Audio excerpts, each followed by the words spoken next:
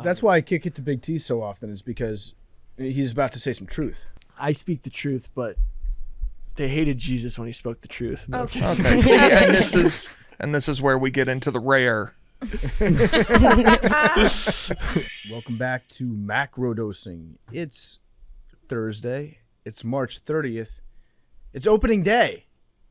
Happy opening day. Oh, wow. Let's go, guys. We made it. Opening day. Big T, what's your favorite opening? Opening of anything? Yeah, it's opening day. Happy opening day. Okay. I can't say that one. Opening a gift. Oh, that's a good one. Billy, 5 o'clock on Friday. 5 o'clock. That's opening? Yeah, that's when I open a beer. Okay. I love it. And we will talk about Duluth on... a whole bunch of people on from Nanodose. Duluth hit me up talking about some Duluth is the shit. Yeah. So I'm in. They telling me what golf courses to hit and all that shit. So I'm in. Let's do it. People love it up there. Aaron, we had this debate. We were doing a live stream watching some of the college basketball last weekend. And we were talking about movies. I think I brought up the old documentary Hoop Dreams. Did you ever watch Hoop Dreams growing up? No, but I saw Blue Chip. Blue Chip's good. Big T, did you watch Hoop Dreams? I have not seen that, no. Wow. Am I the only person here that's watched Hoop Dreams? I've seen a know. couple. Let's see. It's I've seen it on TV once. You've seen some scenes? Isn't That it sounds like Cap. That sounds like isn't Cap. it a Spike Lee film? I don't know who directed it. I'm pretty sure it's Spike Lee. All I know is Hoop Dreams is a fantastic documentary. You should go watch it if you haven't seen it. It's kind of long, but it follows two kids growing up. I think they're in Chicago, and they grow up being like high school basketball stars, and follows them on their dreams throughout college, junior college, as they try to make it to the NBA. It's from the early 90s, so the footage Oh, is it's like, real. Yeah, Oh, it's yeah. not Spike Lee. Steve James. No, I never seen this, bro. It's really good. It's like the first of its kind to do a sports documentary like that. I remember It's kind of before its time to like really follow real people and behind the scenes type shit. Yeah, it's fascinating to see what basketball culture was like back in the early 90s. I remember my dad took me out of school one day to watch Hoop Dreams, to go take me to the movie theater to watch it. But we were talking about Hoop Dreams, and I referred to it as a movie.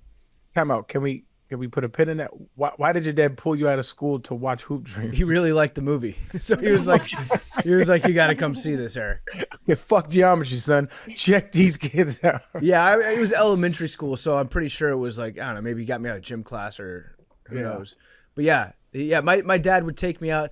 Like, I was not allowed to stay home from school sick. If I wasn't sick, I never really played hooky unless it revolved around sports somehow. And then my dad would be like, yeah, you get to, like if it was a World Series game, I was always allowed to stay up late, maybe go in late for school the next day. We kind of revolved around sports that way. Actually, it's opening day. I don't think that you've heard this story before, Arian. This is actually, it fits in perfectly. So I'll tell you the story. Big T, you might have heard this. I've told it on Part of My Take before. Yeah. I was waiting for this story as soon as you opened the show. Yeah, I actually forgot about it until, I guess maybe subconsciously my mind took me there. Was this your least down that favorite path. opening day? This is my least favorite opening I'm actually day. kind of like surprised he let you go see Hoop Dreams with this story. Yeah, well, okay. So Well, the anticipation is built. If that's what you guys are trying to do, tell the fucking story. all right, here's what happened. I forget exactly what grade it was. I think it was 4th or 5th grade. And I grew up in Northern Virginia. We didn't have the Nationals then, so the team that we would go see once or twice a year would be the Baltimore Orioles. And it's opening day. I'm a big baseball fan. My dad loves baseball. And I'm in music class and, sitting there and singing whatever song, playing the recorder. And then I hear on the PA system coming into the classroom, PFT commenter, your dad is here to pick you up from school and you guys are going to go to opening day together. And I was like, oh, that's incredible. I get to go watch baseball. What a great surprise. So I go down to the office. My dad's there. He's got my Orioles cap. He's got my baseball mitt. And I get into the van and we start driving away. And he's like, yeah, we're going to go to Baltimore. I think that might have been the first year of Camden Yards. I'm not sure, though. I think we're going to Camden Yards. And we're exiting the school parking lot. And then my brother pops up out of the back seat. And him and my dad together turn to me and they go, April Fools. Oh, wow. And then they turn around, drive me back to school. Oh my god. and make me go back into my classroom. And all my classmates were like, "Hey, I thought you were going to go to opening day." I was like, "Yeah, my dad just punked me.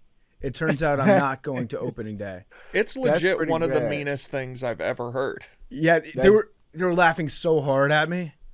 They got me good. How old was your brother? So my brother, I think he was in 8th grade at the time. So actually, I can do the math. If he was in 8th grade, then I would have been in 5th grade. So why What year? was he out of school and with your dad, but you weren't? So my brother was homeschooled for 1 year because he went. It's a long story, but he went to like a neighboring middle school that was like a magnet school for smart kids or whatever. And then he didn't want to go to that high school. He wanted to come back and go to high school with all of his friends. And so to do that, he did like 1 year where he just like it's a long story, but he basically was like focusing on doing music stuff for that year and being homeschooled. And then he was going to go to our high school. So he was at home with my dad. Got it. And then they punked me. That's evil. They punked me on it. And I went home from school that day, and my mom was so mad at my dad for doing that because he didn't run it by her. He was like, "This is a fun prank that we can do. Like, this is a good way for me to bond with my son is by punking my other son." And and so yeah, opening day has always been a bittersweet moment for me, having to relive that. But every year I call my dad, and the older I get, the funnier the prank becomes to me, and Sure, yeah. and the sadder he gets that he did that. He's like ashamed that he did it now, and I've totally reversed. I'm like, "No, Dad, that was funny. Like, objectively speaking, the way that you trolled me, like, hats off to you. Great job." It's a high risk, low reward thing that he did, because if you don't come out like emotionally intelligent and you know what I'm saying, like, if you're not like a sound, stable human being, that could have fucking scarred you like in a very deep way. But because you're such a solid human being, you know, probably thanks to him, in part, it's a funny joke to you. You know what I mean? Unless you got some shit, you know, deep within you. But as far as I can tell, you're a solid cat. So it's like, it was funny as hell now, but that could have went south. That reminds me, actually, I have a horrible story. I don't know if my mom's gonna kill me. Do not clip this. She told my brother one time the same, might be worse actually. Now I'm thinking about this. She got my brother, pulled him into the room. She's like, "Hey, I just want to let you know, because there's 3 of us, right? I just want to let you know, we can't, and we grew up broke, so this is actually really fucked up, but it's funny. She's like, we can't afford all you guys, and so we're gonna have to put one of you up for adoption." So, you know, it's a hard decision. You know, it's hard. It's like, but you know, this is just something we have to do, and we're gonna put you up for adoption. And my brother took it like a soldier. He took a deep breath and he was like, "Okay, I understand." And he's like 9, 8 years old, right? He took that shit like a G. And he's like, he goes to his room and starts packing his shit. And my mom was like, "Oh my God, I'm just fucking with you. That is horrible. I'm so sorry I even did that." It was funny now, but like in the moment, it fucked with him a little bit. It still was crazy. Oh my God. Yeah, Like, I mean, bad. shout out to your brother. Yeah, he took it like Man a in the soldier. house, he's like, you know what? I can handle this. Like that. Was he in on it? No. Or he was like, "Oh hell yes, anything's better than this. I'm getting the fuck out of here." Nah, I mean, I think it's general. Like, he was like, so like we used to get whoopings, right? I used to cause this. I mean, obviously, I'm getting my ass whooped. I used to like tear the room up and like move all around. My brother used to just be stoic and just sit there and take that shit. His mentality when he was young was just like very zen. Like, I don't know, but he took that shit like a gangster. I don't know. Arian, are you sure that we can't clip that? I'm pretty positive that you can't clip that. My mom would be mortified. That I even told the story actually. Okay, all right, we won't clip But it. it was in great context with your story. Yeah. I mean, Okay, if we clip it like, because I'm tired of taking bullets for you, Eric. So if we clip it like, look, parents do fucked up shit, and that was a part of it, yeah. But don't one off my mom's like that. We Or can add one. don't clip it. Just tweet that there's a very good story that's a listener exclusive, that you can't find on social media. You have to listen to the episode. All-time story from Arian this morning. Maybe only And put it Eric. on YouTube. Maybe take it out of the episode, put it as a YouTube exclusive. You have to go subscribe to the YouTube. Yeah, But then that's I guess a clip. that is clipping it. Yeah, that's how Big, come? big how, news, Okay, Big yeah, T it's wants a to get listener high. exclusive. how come when I said don't clip this, and now the whole internet knows I put poison ivy on my balls? What?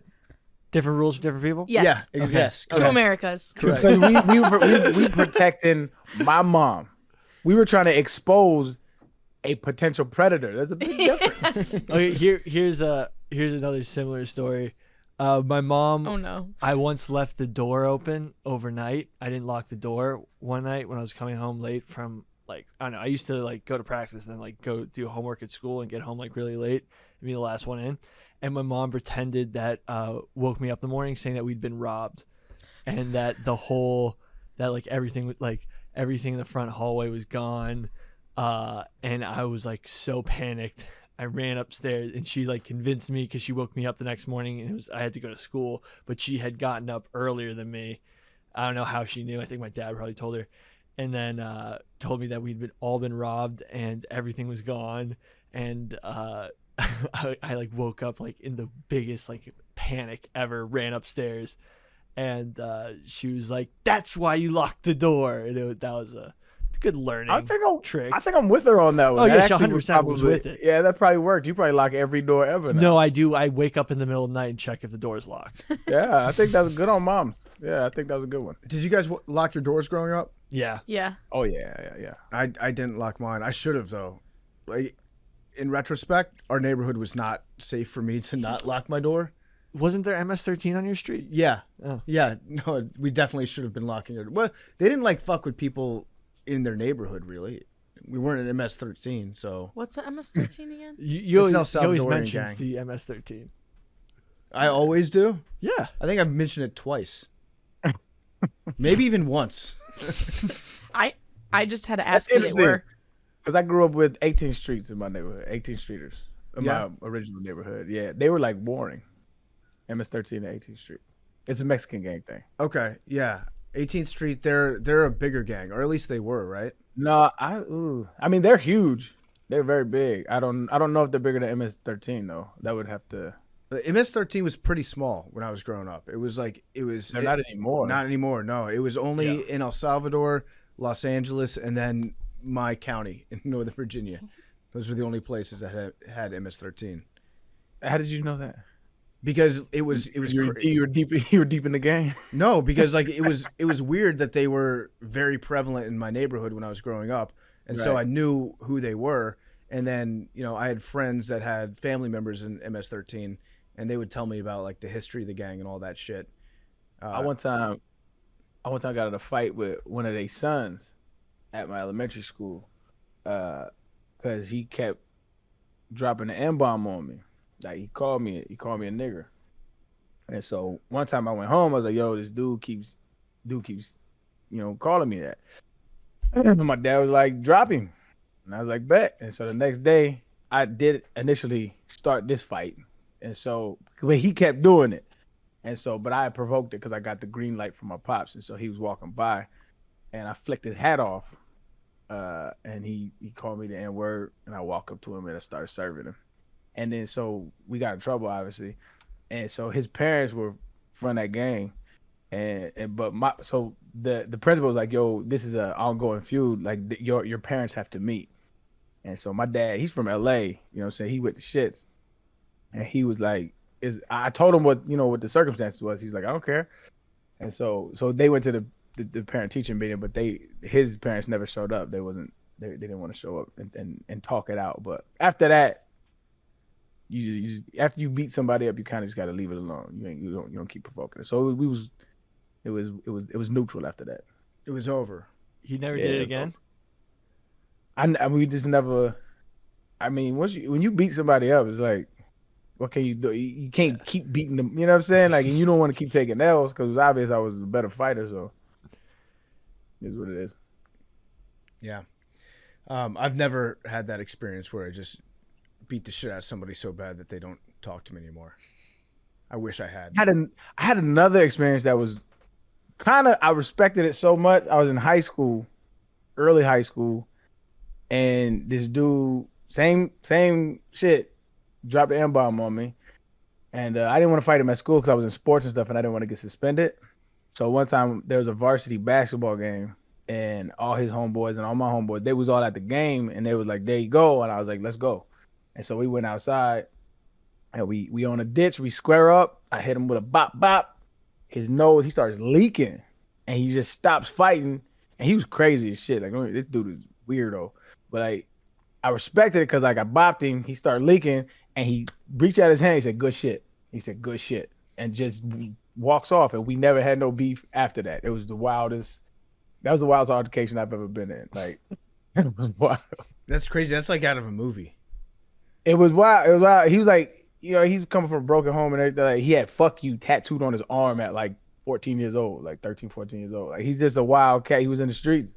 But that's why I respected it. I was like, and so after that, it was actually, we was cool after that. Honestly, it was like there was no funk because it was like once you fight somebody and you get the better of them, it's the only conclusion after that is gunplay, and neither one of us were about that life. So it was cool after that. Did you ever get beaten up by anybody? I mean, I've been in fights where I think I've never, like a one-on-one, I've never, because I picked my battles well. Like if a dude was like, I felt like could fight like that, I mean, I didn't cower. I stayed away from beef. I tried to resolve beef. I think these two stories sound like I was like I fought a lot. It's not the case. It's like I haven't fight much. I really am a peacemaker. I've tried to squash the situations, but when it comes to certain shit, I'm firing. And so I've never really gotten beat up like that. Nah. I think if my brother used to whoop my ass. Yeah, I think if you fought all the time, the stories wouldn't be that memorable to you. Yeah, I wasn't out looking for drama. Like, nah, that wasn't me. Yeah. Older kids always end up beating your ass at some point in your life. Yeah. Have you ever gotten a fight, PFT? Yeah, I've been in a couple fights, but they were mostly like real fast fights. I haven't been in a fight that lasted longer than like 30 seconds or so. They get broken up, or it's Right. like 3-on-3 or whatever, and you swing, and then things get broken up. I did get into it. The last fight I got into was on it was New Year's Eve, 2010, 2011, something like that. That's pretty recent. What happened? Yeah. I was at a New Year's Eve party in Austin, and I wore this plaid jacket to New Year's. And Wrong hood? Much like the one that's behind me right now. And we were in this bar, and this dude came up to me, and he was hammered, and he was like, "Nice jacket." And I was like, "Oh, thanks." And then he follows it up with a derogatory term, a homophobic slur. So it became apparent that he did not, in fact, like my jacket. He thought I looked foolish. and so then I pushed him. Why'd you take offense? Huh? Why'd you take offense? Because I was drunk. And so I pushed I him. can't believe you were a grown ass man and you Yeah. got to a fight because someone Well, said, I mean, nice jacket, black. It was very aggressive. It was like out of nowhere, and he seemed like he had bad intentions. And so I shoved him, and then he threw a pint glass at me, and it broke.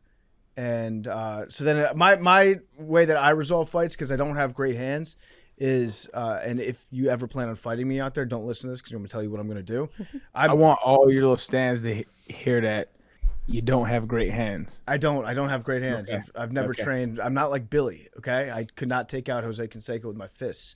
But my move is I put my hand out and I mush you in the face a little bit with it. Oh, That's a good move. I do the mush because I follow the mush up with a double leg takedown. So like I mush your face, and then I grabbed him around the waist, and then I took him down to the ground, and then he got broken up because it was in a crowded bar. But I just didn't want to get punched in my face because I probably would have gotten my ass kicked. And at the time I was playing a lot of rugby, so I was like, I'd been tackling a lot recently, so I just tackled the kid, and then the fight got broken up, and then we got kicked out, and that was it. If we're You started that fight. You know that, right? He started it.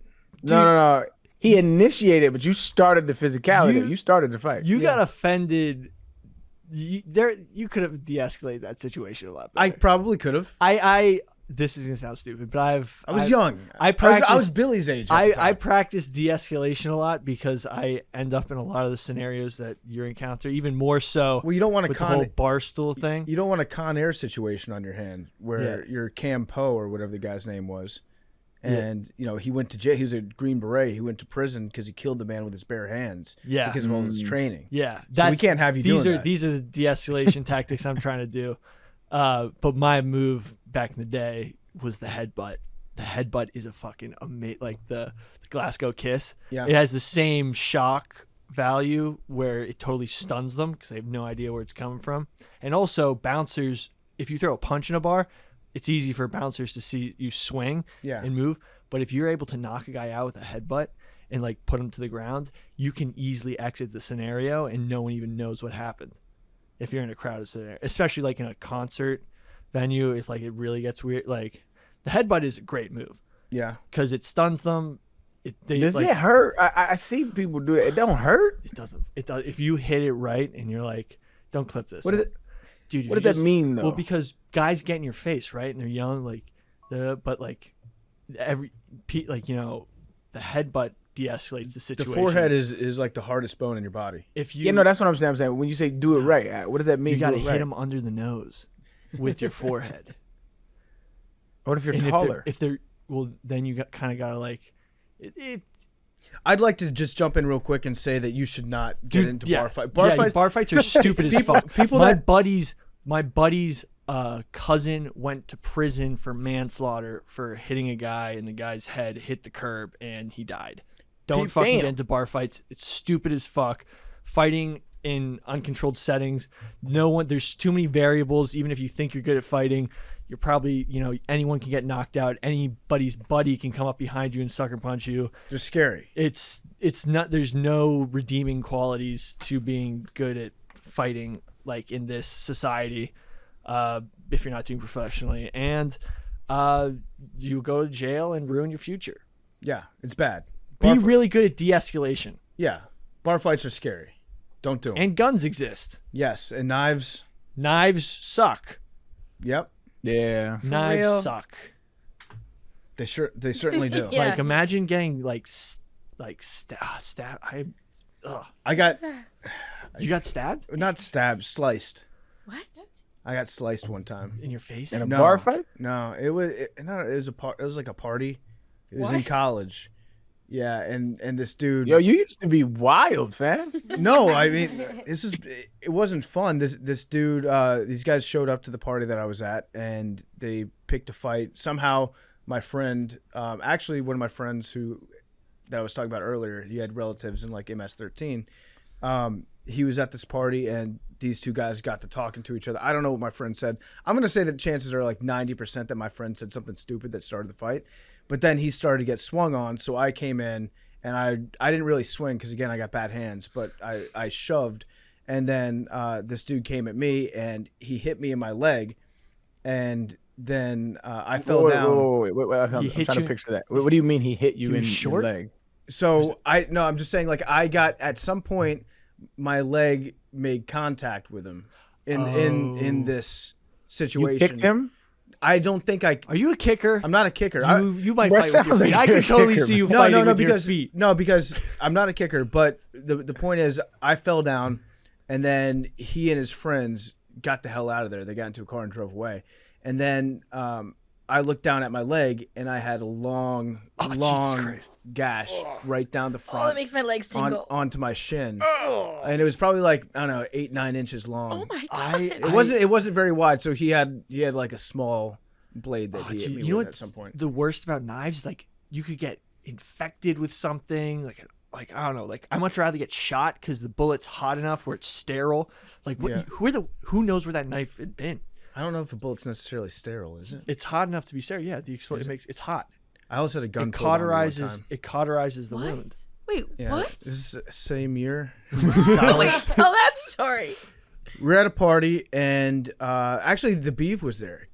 Oh, Kate's guy was there. beef. And there's this ruckus going on outside my apartment, and the beef goes outside, and it's a guy, and he's pushing a girl against a wall, and then the beef went at the dude, and like shoved him and started swinging on him, drove the dude down the stairs.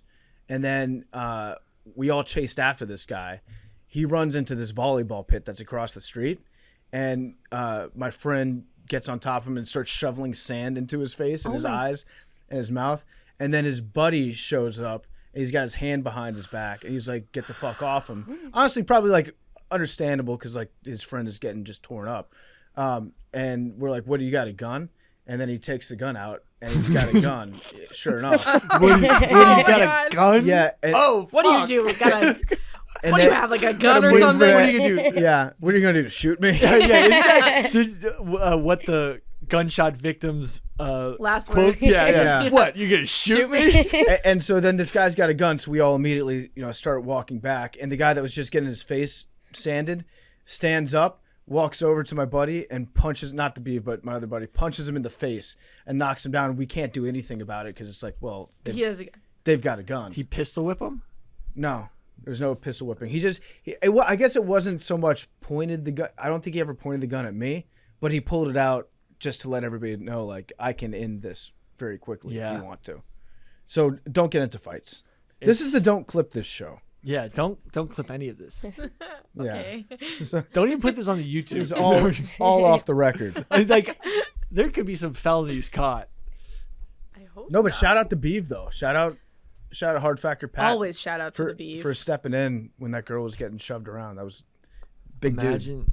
Feminism. Yep. Wait, some dude headbutted me in a. Oh my That god. was Billy. They do like a nose imprint scan on their face. Oh, I've got the scar. That's definitely from Billy's nose. Matches up. Well, you don't hit him with the perfectly. nose. That's no. You don't want to hit him with the nose. That's stupid. Oh. You want to hit their nose. Yep. Just fucking. All right. It's opening day. My beak imprint on someone's face. They're like, look at this picture. I just remember Billy being like, I want to do another rough and rowdy so I can like get a rhinoplasty afterwards. Yeah. I literally, I don't know. As soon as I get my nose done, it means that like my athletic career's over. Because What's the correlation? Because- why is that the why would ending I of it? spend all my combat sports careers over? Like why would I spend all this money getting my Lifetime 1-0. buckled septum fixed if I'm gonna get it like fucked up in another fight? Talk to me more about your combat sports career. It was very short.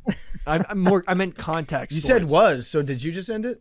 I don't know. I'm in retirement. That's a huge career move in combat sports, just to retire. Because then on the negotiation table, it's like, I'm retired. You got to pay me to get out of retirement. It's always the move to just retire, and then when you come out, it's like, well, now we have to buy because it's probably his last fight ever. The big one was just over the years, like I don't know, Arian, if you may, like, did this ever happen to you where like your helmet always just like slipped off and the top of your helmet would just slam down on your nose, on the bridge of your nose? Well, I mean, I think it's happened, but I mean, they fit though. Yeah, this was more lacrosse where you just wear your helmet loose as fuck and like because you want to look cool with tilt. Yeah. Then you'd hit somebody and it just slammed Swag. down. That's how I knew I sucked at football. Was they didn't bother me even giving me pads that fit. Like my helmet, my helmet wouldn't stay on. If I turned my head to the side, my eyes would be looking through my ear hole. They give me the biggest fucking shoulder pads of all time. Last pick of equipment is usually telltale sign they don't respect your game. Yep. Yeah. They certainly didn't. That was fucked up.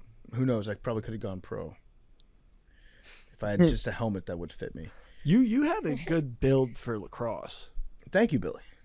Like most lacrosse guys aren't that big. I feel like you have a good rugby build. Well, that's the beauty of rugby is that there's like 7 distinct body types on a rugby field at any given time.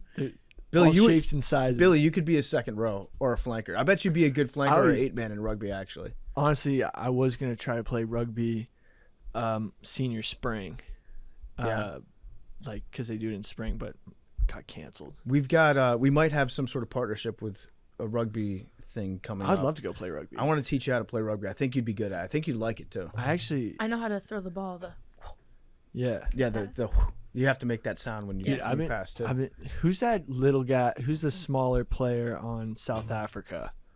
Who's an absolute beast? He's like a muscle hamster. I'm not sure who. I don't know, but that's how I imagine PFT on the field. A muscle hamster. I've been watching a lot of rugby. It's just highlights. not the muscle part. Rugby. Oh, actually, I was having this conversation with Jack Mack. Rugby's cool because like you see like I don't know, it's crazy how like New Zealand, like the different cultures involved in rugby, and like we were wondering if any of them like are ever gonna really get into football. Mm-hmm. Like I don't know, like there are Samoans who play. Actually, yeah, But Jordan we're talking about, Mailata. just like random, Eagles. like if South Africans start playing American football. Yeah, I mean Or like the conversation always happens when you're around rugby enough, where it's like, man, if the U.S. just took our best athletes and had us focus on rugby, we'd beat everybody in the world 100-0. It's a little disrespectful of how good some of these guys are from New Zealand, Australia, South Africa. Like they, it wouldn't be that easy. the ball skills are just different level. And if you grow up playing a sport that's that fluid where it doesn't stop, there's so much small stuff that goes into every single play that you would have to just stop all American sports and then have them train and doing nothing but rugby for 10 years to have a chance to beat these guys. Like, yeah, we've got Tyreek Hill, he's fast, but guess what? There are fast people in New Zealand too that, you know, they might not be 4.18 speed, but they might be, you know, 4.23, 4, like very, very fast people. Oh, actually, new movie idea. What? Are there? Yeah. Yeah, so there are two guys on the US Sevens teams right now, Carlin Isles, who ran a 4.16 40, fastest they had ever timed. And who was clocking these times? we can look it up. He played on the Lions for a little bit. He played he was like a kick returner on the Lions. What's his name? Carlin Isles. And you can watch him play, and they have the like chip that's in their shoulders or sewn into their jerseys. And you can tell his mile per hour. You can see how fast he's going. And I think it was Perry Baker. He's the other guy that's on the U.S. national team. He ran his time speed was faster than anybody in the NFL last year. What was it? So with the ball in his hands. I'll have to look it up. That's how they figured out. I want to say it's like 25 or 26 kilometers per hour. That's how they figured out That's Cooper Kupp fucking was so moving. good. Yeah. That is In the Senior moving. Bowl. With the chips. With the chip, they're like, his 40 wasn't that good, but he's moving faster than anybody else at the Senior Bowl. Yeah, like he's legitimate world-class speed as an athlete. I Okay. have another movie idea. Okay. I actually thought about this last night. So, you know the North Sentinelese Islands? I'm familiar with them. So, I had this like sort of just Survivor daydream. Survivor North Sentinelese Islands. Yeah, well, kind of. Basically, the North Sentinelese Islands here's the movie, the set scene. North Sentinelese Islands starts getting opened up. Like they want to start communicating with the rest of the world, missionaries over there, people. But then I'm like, oh shit, I don't know. Maybe this is just a hypothetical scenario I was thinking in my head, but it could be a movie. And I'm like, oh, let's go make a video there. I want to go check out North Sentinelese Islands. And anyway, I bring footballs because I'm like, okay, let's like, you know, teach them about football. That might be like they've never experienced it before. And then all of a sudden we're like tossing the ball around, and then I like trying to teach them how to play.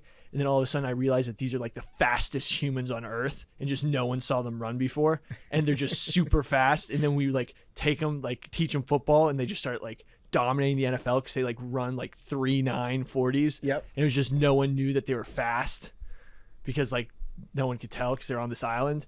And then like You're the only scout that knows. yeah, and I'm like on the beach like timing them in the sand barefoot, like, oh my god, they're running 4.2s barefoot in sand. Like, let's get some cleats on these guys. Yeah. Anyway, I like it. that would be really sick. It would be sick if they were just super athletes. Yeah. Yeah, Then you just funnel them all to the Jets. yeah. And then, but like, we gotta teach them how to catch. That's a whole Yeah. part of the movie. Isn't there a whole movie like that with the Indian guys that they bring in? The Indian guys can pitch like a 108. That's like a whole. Oh yeah, yeah. That's like a whole movie already. I think that was based on a true story. Though. Yeah, but do you know what I'm talking about? Yeah. That also reminds me of a probably a very problematic movie now. They came out in 1994. $1 Million Arm. Yes. Yeah, that's it. But the movie I'm talking about, 94, The Air Up There. The air up there. I remember the air up there. You remember The Air Up There? Yeah. It was funny. It was a funny movie, But I bet if you watched it right now, it'd be like, this is the most racist movie that I've ever seen in my entire life. It's when they go to Africa and bring them over for the NBA, right? Yes. Oh, Yeah. the Kevin poster Bacon's is in this? quite something. Yeah. Yeah. Here's the plot. Jimmy Dolan is a college basketball assistant coach who wants to find a new star for his team since he believes this will get him a promotion to head coach.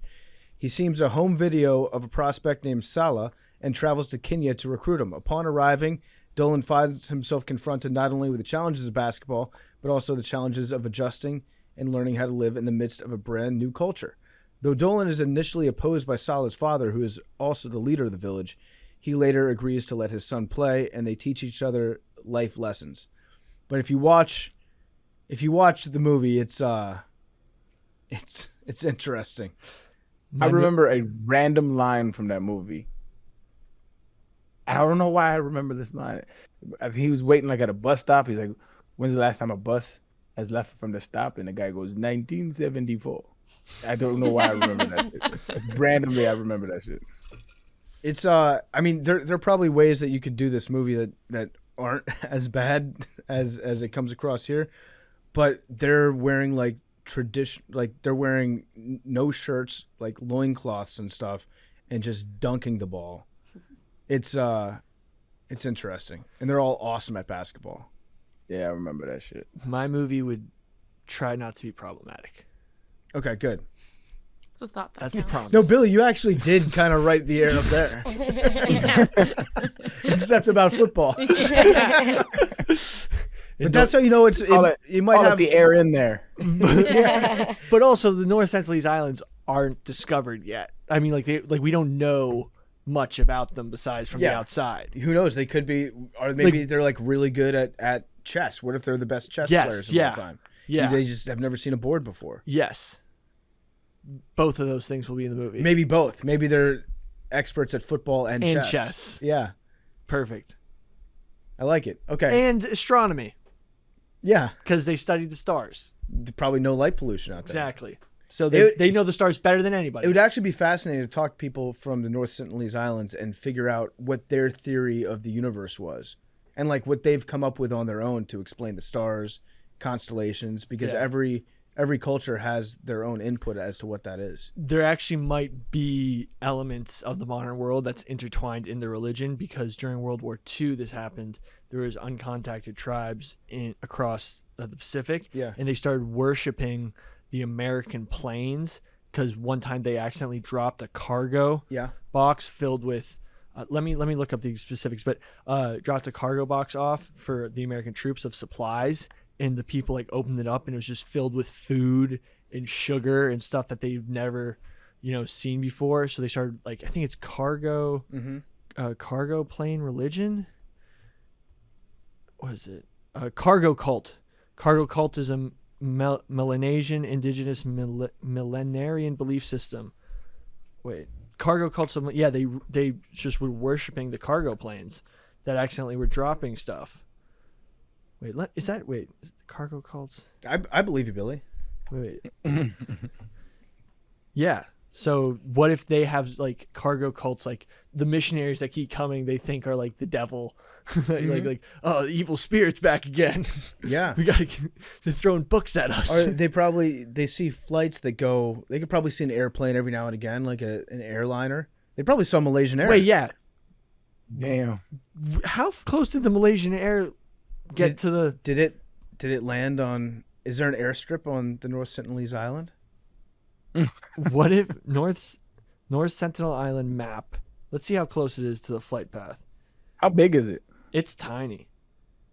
Actually, holy fuck, it is very goddamn close in the scope of the world to where this flight could have been. Yeah. Wait. MH370 flight path. This? Oh my god, are you kidding me? It goes right by it. Literally right by the North Sentinelese Islands. So how are these people who are notoriously devoid of technology or anything like that supposed to have brought down a plane? Well, what if the plane crashed there and then all the survivors were Eaten. not eaten, killed, because they tend to not like outsiders, and it's been a global cover-up because they didn't want to prosecute the North Sentinelese. But how?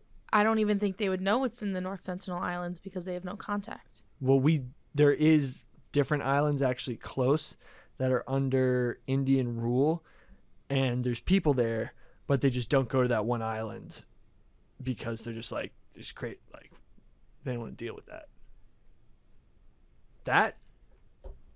We No. might have just figured it out. We didn't. Case closed. I connected too many dots. Big T, what are you teed up about? You read this TikTok bill? Oh, sorry, teed off. Yeah. My mistake. Teed off. I have not read. Have you read the entire bill, or have you read screenshots? Well, no, of of course I have not read the entire bill. There's Okay. no telling how. That's a ridiculous question. You asked. You The just whole asked point, me if I though. read. Well, that brings up an interesting point. A bill to ban TikTok should be one sentence. TikTok is no longer legal in the United States. That should be the whole bill. This bill it's called the Restrict Act. They always try to name different bills based off the Terrible acrostic. acronyms. Yeah. I don't. Yeah. And this in the bill, it is crazy what's in there. So, if you're found in violation of anything they deem to be, here's the actual verbiage. The secretary, in consultation with the relevant executive department and agency heads, is authorized to and shall take action to identify, deter, disrupt, prevent, prohibit, investigate, or otherwise mitigate, including by negotiating, entering into, or imposing. This is the important part. And enforcing any mitigation measure to address any risk arising from any covered transaction by any person or with respect to any property subject to the jurisdiction of the United States that the Secretary determines, so on and so forth. This applies to desktop applications, mobile applications, gaming applications, payment applications, web-based applications, information and communications technology products and services integral to artificial intelligence and machine learning. It lists every single thing that you can do on a computer you could ever imagine. And it says that if the government believes that you're using any application for any nefarious purpose, Correct. They Subject to their, whatever to they their deem. discretion, Right. then they can investigate. They can have access to all of your private information. And prosecute you. I believe the minimum imprisonment under this bill is 20 years. For doing what? It uses the term foreign adversaries. If they deem you to have somehow interacted with any foreign adversary, whatever that means, you can go to prison for 20 years, a fine of $1 million, have your property seized. Yeah, this has got me beat off too. You're Beat off. beat off. Okay. It sounds like the Patriot Act. It's very yeah. similar. I think That that genius naming job on the Patriot Act, by the way. Also, anything done one under this person bill voted is not subject to the Freedom of Information Act. What? That's a red flag. yeah. A bill to ban TikTok should literally be one page. Do you think they should ban TikTok? No. There are a couple valid concerns, but those exist with every app we use. Like Like the Pokemon Go app? Pokemon Go was insane. Yeah. And I mean, Facebook is selling all your information right now. That's not to say it's good, but TikTok, I could, if you want to ban it, fine. Like, I don't feel strongly one way or the I other. think we should ban it. What's the major concern behind TikTok? I know it's technically they're not owned by China, right? But Right. the Chinese government can have access to any information that it wants from that app if it wants it, right? So you know why I think we should ban TikTok, and plus this bill I think is going to be used as a Trojan horse. They're trying to pass it just to take out TikTok, but I think they're going to use it to go after a couple other, major technological innovations that might be a threat to U.S. interests. I'll explain those in a second. But the reason why TikTok, I think, needs to be banned, because it's not us that, TikTok's information is going to be taken advantage of, but rather, okay, let's say, Facebook sells their information, Cambridge Analytica stuff, all that is just being used for corporate interest, trying to sell us stuff. yes, data was used to target ads in the election, but that's totally different than I think the information might be used for human rights abuses. Well, it's not illegal if Facebook wanted to, and they might have. In fact, I think they admitted that they did this, where they target certain ads. They're able to work with Facebook to target certain political ads to certain specific demographics of the country. People over the age of 50 that live in this town or whatever. They can then feed in whatever ads that they want, which is like that's where most of Facebook's value comes But from. that's totally fine, because at the end of the day, the only malintent or only intent behind any of that is capitalism, or voting demographics, like targeted political ads. That's one thing. At the end of the day, that's just because people want to make money and want you to spend money, which is kind of debated, depending on your free will. Where I think TikTok is more of a danger than these other companies is, let's say you have someone who's defected from China, living in the United States, who's sponsoring, maybe sending money to family, but also maybe sponsoring groups that are, technically the government in China deems to be, a terrorist organization or a dissenting opinion. Let's just say they're promoting free speech in China. Let's say there's TikTok downloaded on one of those people's phones in America, or just in connection to, let's say one of their children has TikToks on their phone and they're gathering data, Hoover vacuum way, just sort of sucking everything up through, getting access to, I know everyone was, taking the piss out of that one senator who was asking about Wi-Fi, if they can access the home Wi-Fi router, and they skirted around. But what we really was talking about was, if one phone gather all the internet data from a Wi-Fi router or modem, because basically if you use Google Incognito, all that history is still on the modem of the Right, so it's saying if your son uses TikTok on your phone, would it then have access to the data that's being stored on the router? For that has to do with the other personal devices in the house besides that one phone. Right. So does it have access to the Wi-Fi? Yes. That's kind of very borderline and can be skirted out of, but there may be they may have the ability to gather tons of data in a whole household just for everyone who uses the same Wi-Fi router from all those devices. Anyway, let's say that information, gets back to TikTok. TikTok's selling that data to different entities, and they have connections to China. They're trying to figure out if the connection's there, that the Chinese government can gather that data and then use some of that data to enforce their will on a foreign dissident, find out who they're communicating with back in China.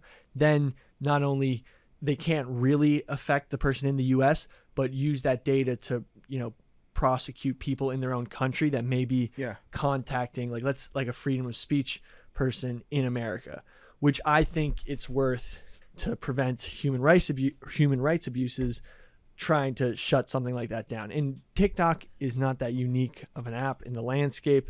It basically just copied Vine. We all use TikTok. The algorithm's super strong. It picks up on a lot of stuff. So, should we ban it? Is it a national security risk? I think it's more of a human rights risk, that people, inadvertently, they're able to track who's making contact with groups in the U.S.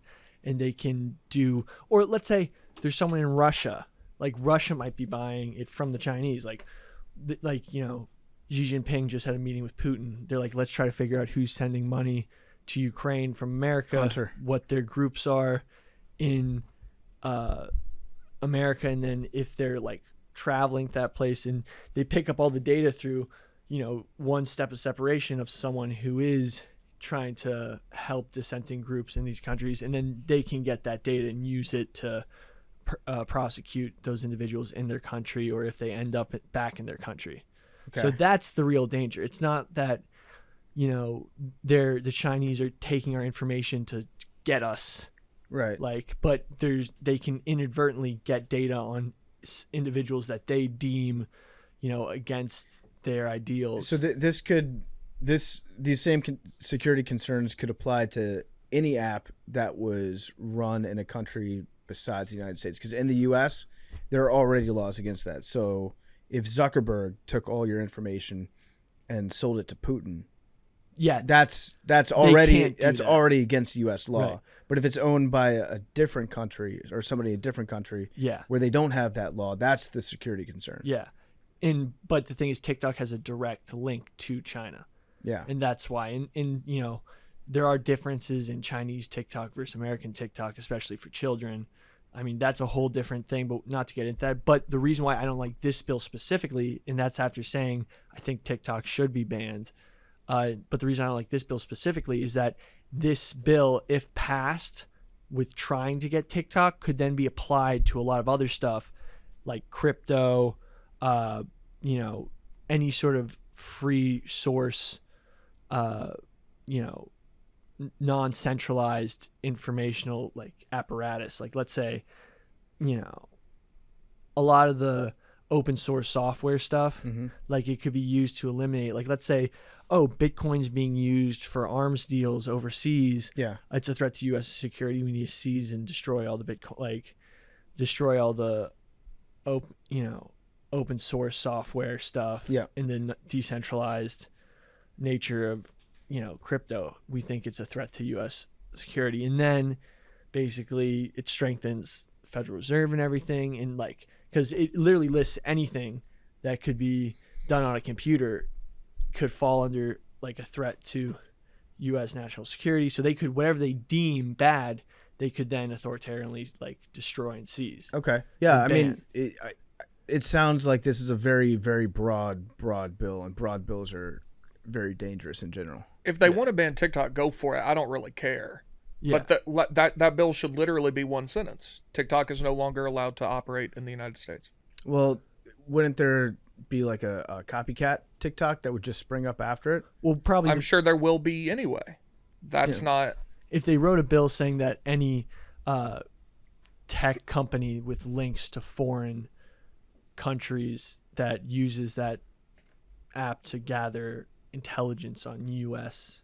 citizens should be banned. That I'm down for, because then that would take out TikTok and other anything that tries to pop up after that.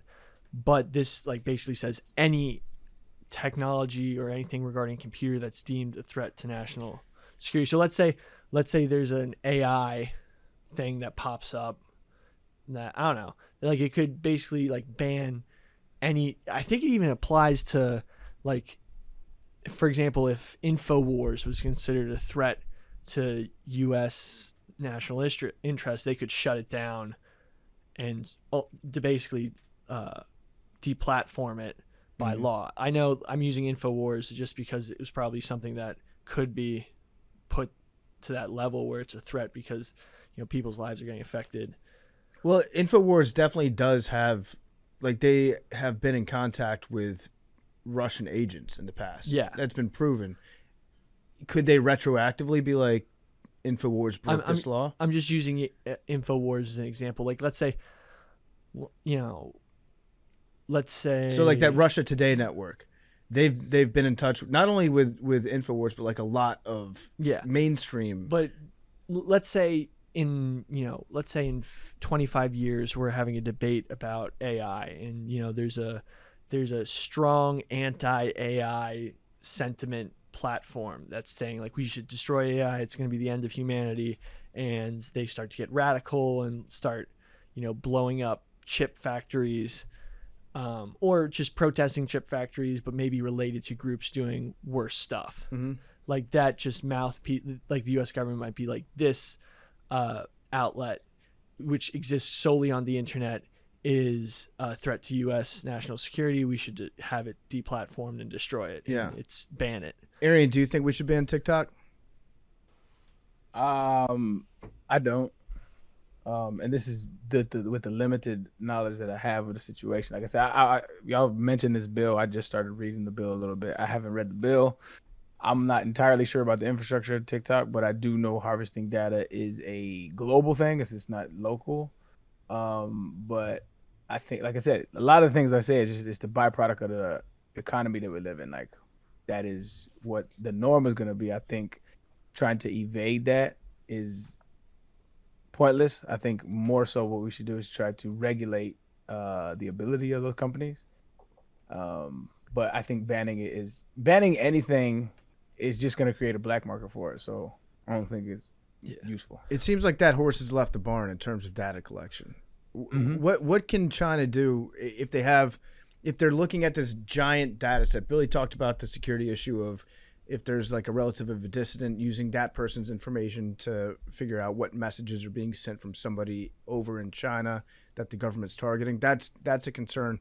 But like from a giant macro standpoint, if you're the Chinese government and you're collecting data on everybody in America that has TikTok installed on their phone, so you're learning their buying habits, you're learning all this stuff. What could they then use? What would they be more inclined to use that information for? Like they know how to market propaganda towards Americans more effectively. Maybe They push certain like pro-communist or pro People's Republic of China content or onto people's TikToks, or help them elect officials that they deem would be more laissez-faire on China's foreign policy and actions. Or just like influence. Yeah. They could figure out who's using certain apps, who lives in certain places, who's more inclined to buy into this propaganda, and then push that on people. I mean, I think it's possible, but I think when you speak of communism or you speak of China economically, politically, here still there's this visceral like China bad, communism bad, right? So like trying to have propaganda to mitigate or push their political agenda I don't find it very likely. And I think like Billy said, that Trojan horse would be, you're talking years and years of propaganda would have to. I don't find much useful, honestly. I don't think that they'd use it to promote communist ideas, Right. because China is not a communist country. If you That's look, what I'm saying. Consultative Leninism. if you look at what China is doing, like where their economy is at right now, they're a capitalist country. They're about making money. They're trying to make as much money as possible. It's just that the Communist Party, has consolidated power so much that they're the ones that are getting all the money from it. So it's very much like an oligarchy, or like there's the 1% in China are the members of the Communist Party, and they're using capitalism to enrich themselves on it. And to, that's what I'm saying. Yeah. So it wouldn't be pushing communist necessarily, like pro-communism on people. No. I would be a fan of that. That's not what I'm saying. I think what I'm saying is anytime there's pro anything, like, so I say communism because that's what's associated with China or Russia or whatever the case may be, right? It's what it's associated with. It's not what's happening in practice. Right. But so anytime you have those kind of key talking points, you're going to get pushback viscerally, naturally here, because of the propaganda machine that has been going on for I don't know how long in this country about Russia, about China. And so I just don't find it very useful for them to collect all that data to try to push favorable form No, I don't policy. I don't think they try to change the whole political makeup of the United States, but I think they try to wherever the U.S. can interfere with Chinese interests, try to sway, voters. They could try to get politicians elected who have a platform that's in favor of maybe lowering tariffs against Chinese exports, or laissez, basically non-interventionists who are who don't care about what's happening in the South China Sea, that don't who have more isolationist policies. I mean, we were talking about, like, I don't know. Do you really think that's a plausible plot and a plan by the Chinese government with 100%? I think. I say 100%. That's not 100%. I think it definitely. How can it be 100%? It could be. It could be. And also, like, let's not act like we are above doing something like that ourselves. I mean, the Hong Kong protests that were occurring before COVID were 100% being sponsored by U.S. state actors, but also with dissidents in the U.S. who are promoting free speech and promoting keeping Hong Kong it's a separate entity that could elect its own officials, as opposed to them being appointed by the mainland, as they say. You were there right before then, which is nuts. Yeah, me and Donnie kind of started it. I had a theory when COVID first started that it was just to stop the Hong Kong protests. Yeah, so but they keep thankfully everyone you inside. no longer believe in that theory, and No, you haven't brought it up all the 100% time since then. I 100% still think that. So I you think guys- there's so you serious guys think unrest in that- China. So you guys think that that TikTok is a Chinese plot to lower tariffs on Chinese imports and exports? No, not the whole thing. Well, but Billy, you did say 100%. no, 100%. They're That's- doing stuff like that. Like, but the thing is, the U.S. is also trying to destabilize the Chinese regime in China. 100%. Well, there's 100% CIA. You got to stop using 100%. I have no idea what the technology is that's built into TikTok, if that technology even exists, where having one app on your phone like that is capable of harvesting all your information and then sending it back to whoever wants it at the drop of a hat. I don't know if that's even possible to do because I'm not an expert on that. But I would say that it's likely that if that is the case, if I was the Chinese government, I would absolutely be using that to try to further your economic interests. I just don't find it useful. I mean, I guess it's possible. I just don't find it very probable. Like, in the grand scheme of things, it's just like a wasted. It's like some one-off office responsible for swaying American voters to lower Chinese tariffs. Like, it's just very. No, But it sounds but like that's just an example sounds of like what they can do. what Big T So I'm was. asking for examples. I don't really. More example. It sounds like what Big T was describing. That really has nothing to do with TikTok itself. Here's a good one. That has to do with. That's kind of my point. Here's yeah. a good one. You know how there was those balloons that were sent by China that was above U.S.? Yep. Basically, they could also track how many U.S. military personnel are stationed in this space and get a better view of what our military capability looks like just by how many soldiers have TikTok on their phones. And if they don't have TikTok on their phones, they can tell by, how many are hooked up to the Wi-Fi, like the Wi-Fi routers in their base. I could be ignorant about military interventions. I 100% admit this. But when we think about going against a superpower like China, are we really plotting shit like that?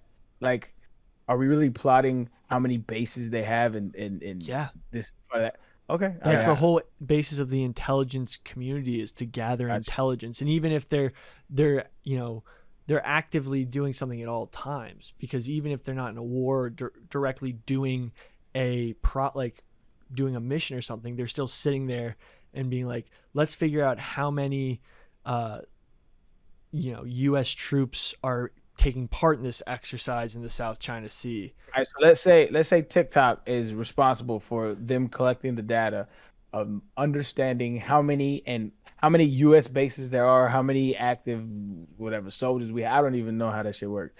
However, they know the locations because of U.S. soldiers have TikTok on their phones. They know all of this shit. What do they do with that information? They might.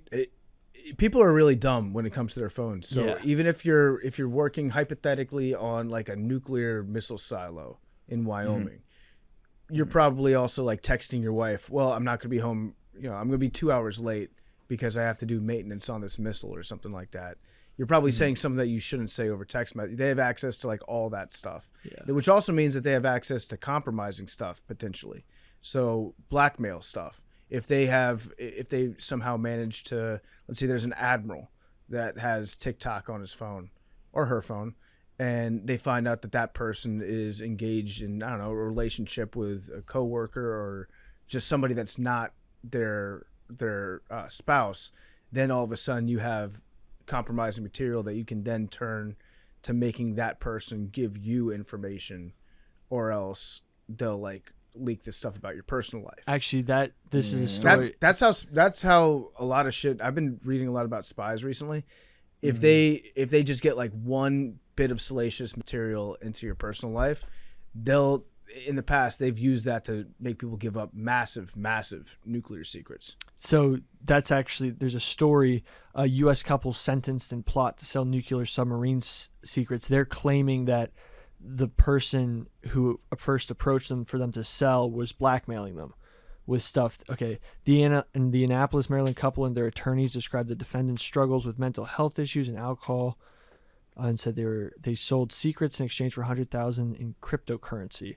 Reads like a crime novel or movie script, said they were greedy, self-serving intentions, placed military service members at sea in every. Yeah. So basically, these guys who were first contacted by the people to sell the military secrets were first blackmailed by them, saying like, we know you've been.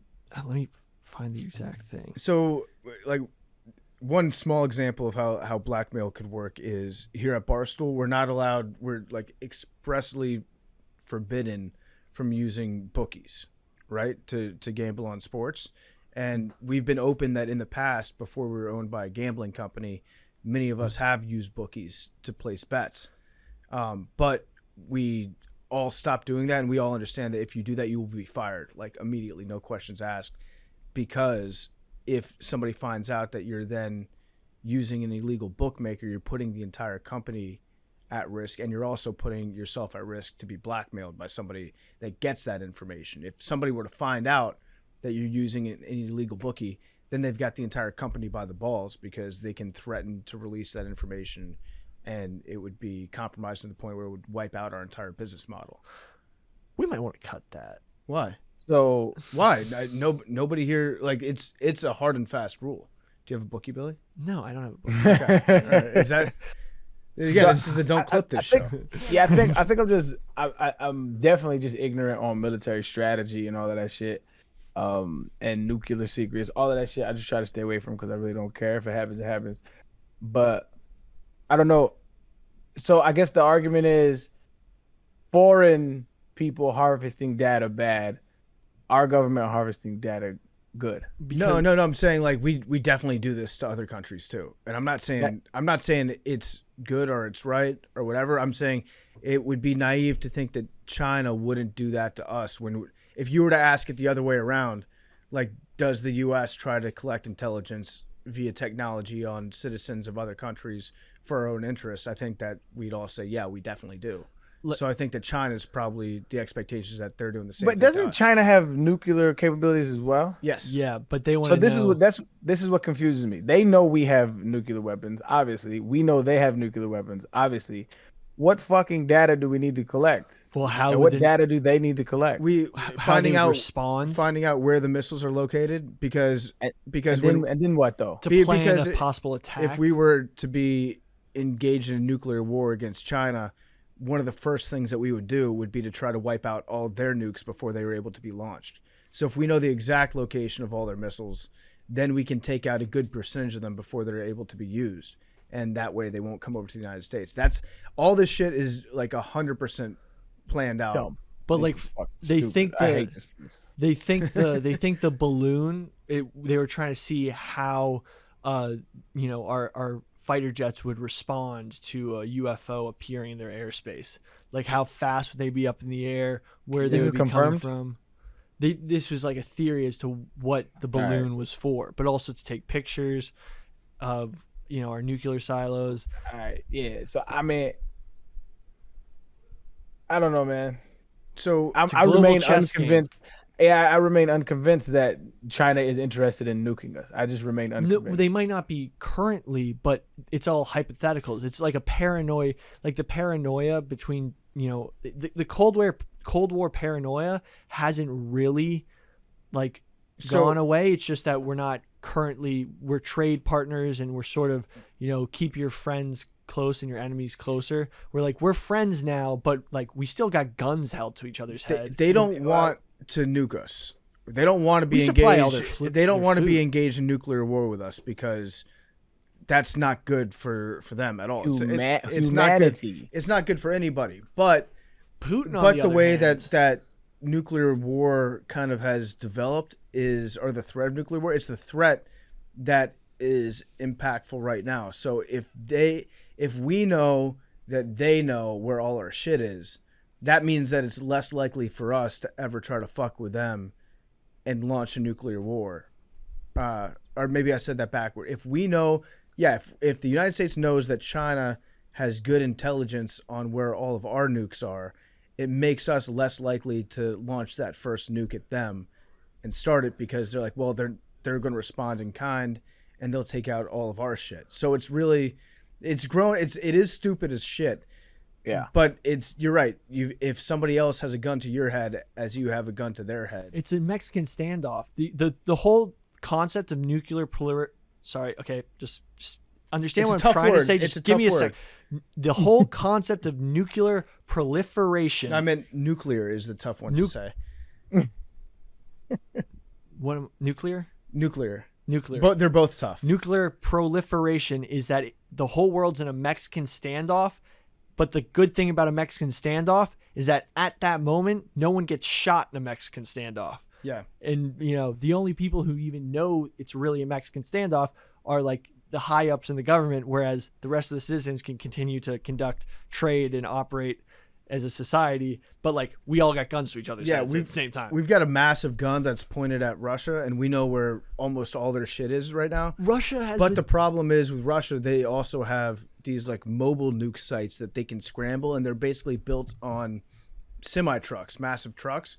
So right when it looks like nuclear war would break out, they would send all their trucks out into like the middle of the forest in Siberia. and Siberian shit, and we'd be able to take out a good percentage of their land-based stuff and their submarines, but they would still have these trucks that are scattered across the country that we have no idea where they are, just for that exact purpose. You know what's the scariest they shit? know that we know where all their runways are, their silos, and their subs are, but they also know that we can't map out and game plan where all those tiny little trucks are going to be spread out across the country. Have you ever heard of the dead hand Yeah, or the dead man's trigger? yeah.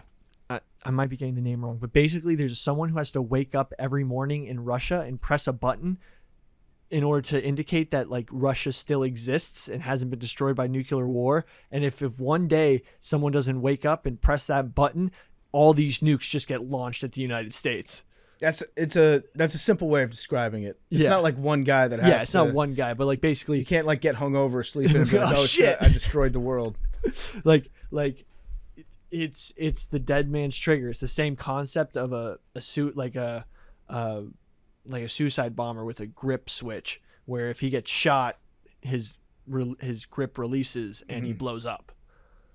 It is dumb that we've gotten ourselves. Well, at into least this. I mean, at least point. China has like hopes and dreams of like a future. Like Russia, low key right now, like their main ethnic group who's been conducted as the ruling class that Putin comes from, like ethnic Russians, like they've gotten to the point in their demographics where they don't have enough people to maintain the like Russian identity in a couple of years. So like Putin's like in a death cult almost, and that's why he's kidnapping Ukrainian kids to like make them Russian, because they're sort of the closest ethnic group in similarity.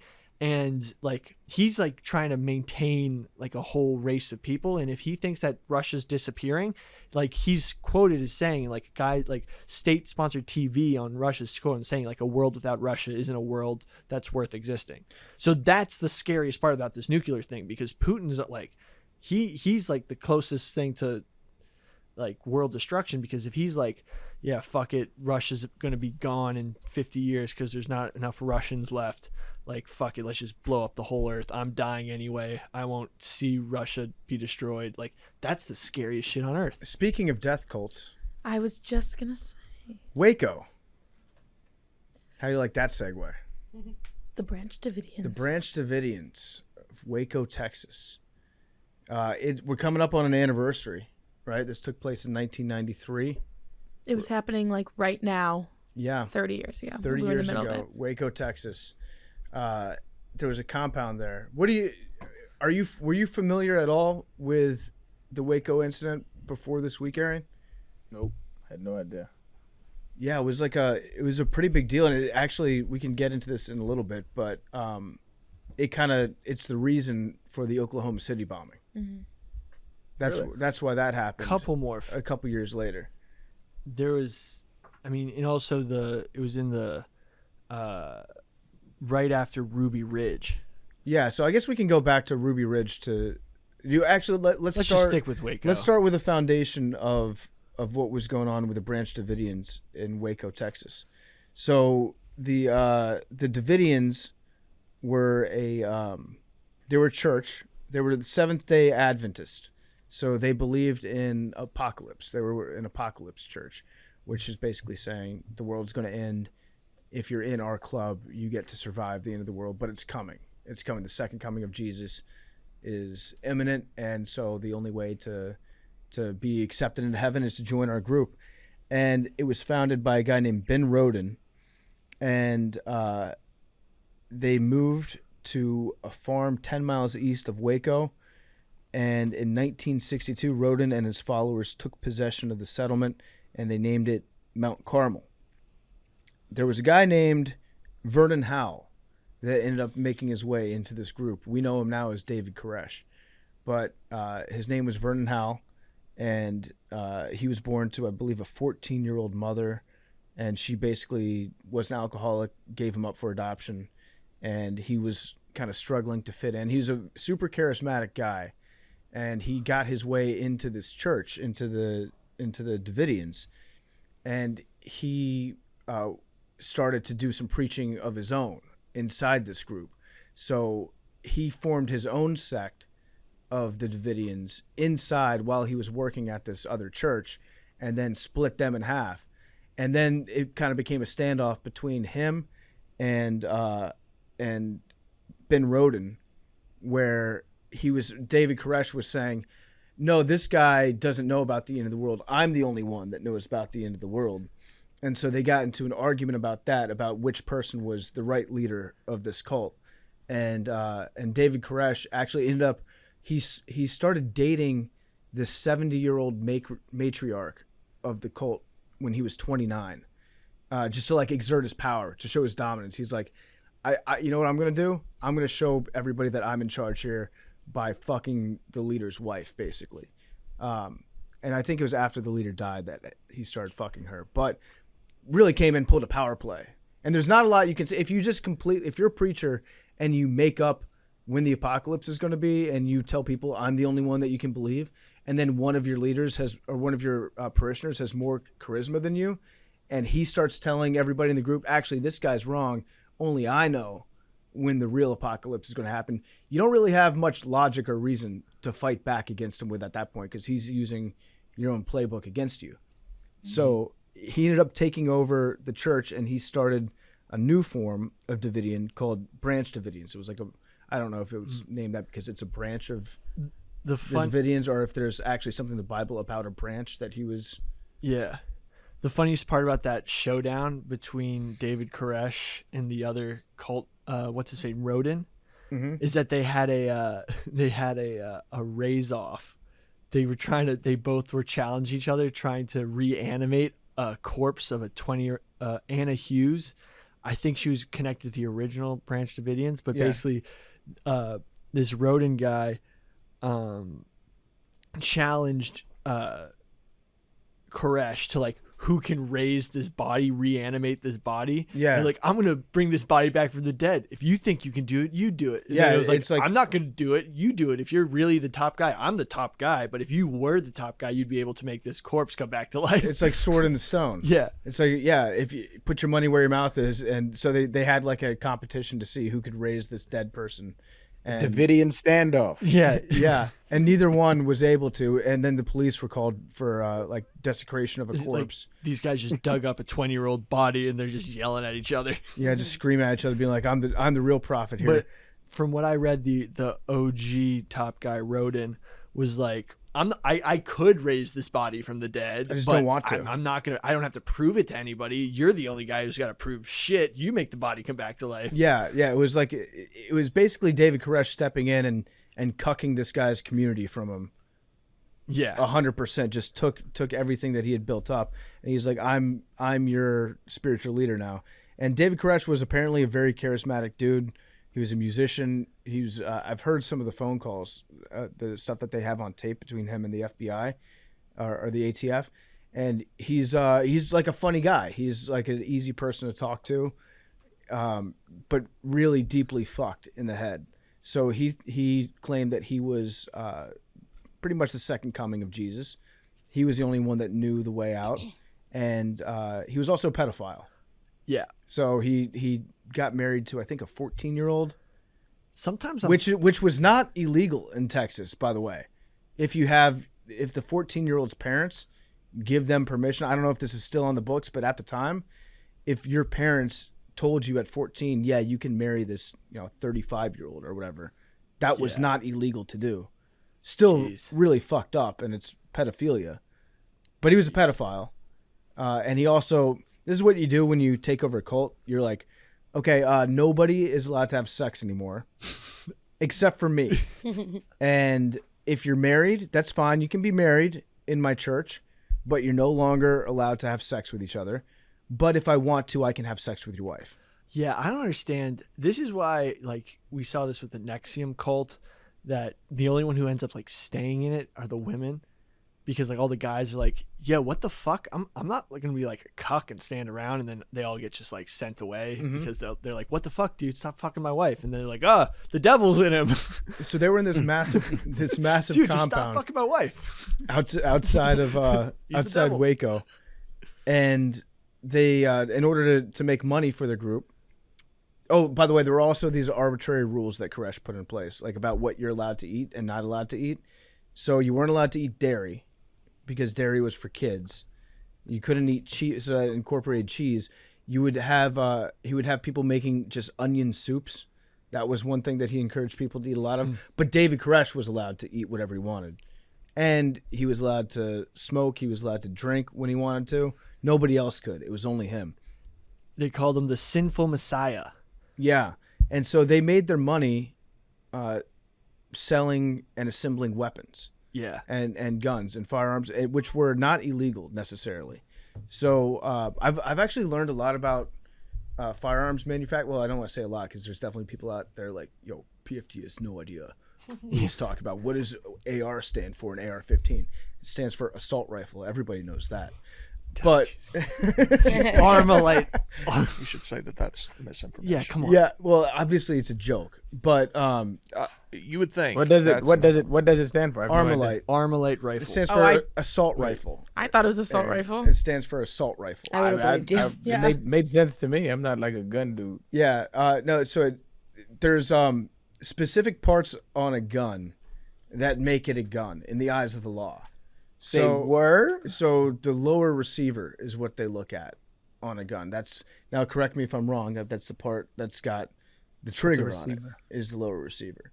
And so anything on top of that is just a modification to the gun. And they called that piece of the gun for tax purposes. That's where like the serial number and all that stuff is imprinted. That part is what makes a gun. So with a rifle like an AR-15, you can modify it, you can put all sorts of shit on top of it, turn it into something that looks completely different, but as long as it's got that same lower receiver, that's the gun that they're talking about. So what the Brand Davidians would do, they would buy a shitload of lower receivers, and then they would modify them. They were pretty skilled firearms manufacturers themselves. They would do it by hand.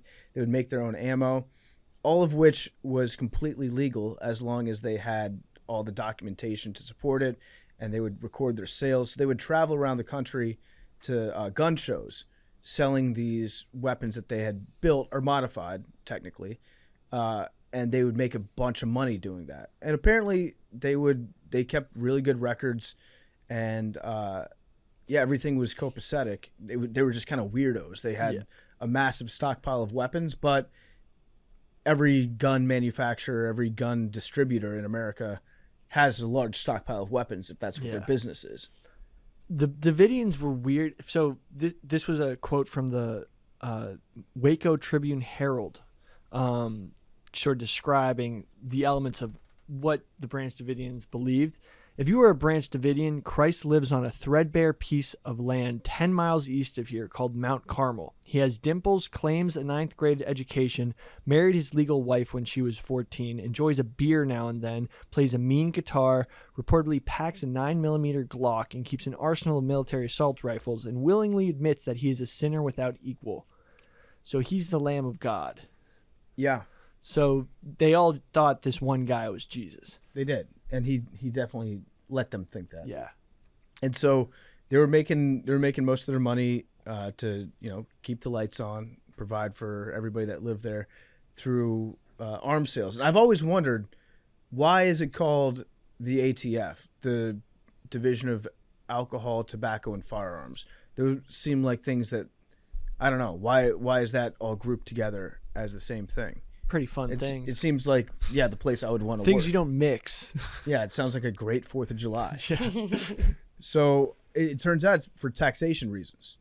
So it's a division of the IRS because those are all controlled substances or things that are sold in America, and they all have to be taxed at a certain rate. So firearms are regulated by the government, cigarettes regulated by the government, alcohol regulated by the government, and they all have these specific numbers that are given to each unit that's sold to make sure that's taxed at the appropriate rate. So when there's suspicion that somebody is goosing the numbers or not reporting things, it's the Division of Alcohol, Tobacco, and Firearms that would then investigate that on behalf of the IRS as a taxation issue, which I didn't know. I didn't know that either. So they were tipped off by a guy that used to be in the Brand Davidians that got pissed off because Koresh started to fuck his wife. Yeah. So he left the church. And honestly, like, I get it. He was pissed off at Koresh and sent in some tips saying, hey, they're fucking around with a bunch of firearms. This guy's fucking my wife. Also, if you could charge him for impregnating Sheila, that would be wonderful. But at the very least, maybe just look at his tax forms. Imagine you're running away from a cult and you're just like trying to find like, who can I tell what this guy's doing? Like he's like which bureau will hear me out? Like which alphabet boys is gonna hear my cries? And it's just like ended up at the ATF. The Department of the Interior of my wife is being invaded by David Koresh. Who do I call when someone's just banging my wife? Yeah, is there a number? Is there like 6911 cuck support? Cuck support.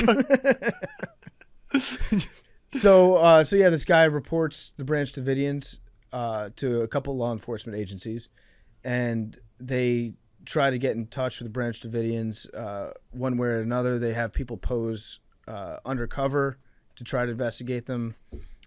They started making some calls around, and this dude that was the sheriff at the time was very close to the Brand Davidians, and the sheriff found out that the government was looking into it, and so he made contact with Koresh, and Koresh said, if you want to, you can come in and you can inspect our paperwork, and the ATF said, no, thank you, we're not going to do that, which they probably should have done because he was inviting them in to look at all the records, but they wanted to continue their undercover investigation. So they had, I think, 3 or 4 agents that went undercover. They rented the house right across the street from this massive compound, and they said that they were college students, but they never left their house, and they all drove the same car. It was a really shitty undercover operation. And so they were all like 30-year-old dudes. And Koresh immediately was like, well, these people are definitely investigating us. They're just watching us all day long. They're definitely from the federal government. And so they would sometimes the undercover agents would come in and take part in the services and just kind of hang out for a while because it was like a community center.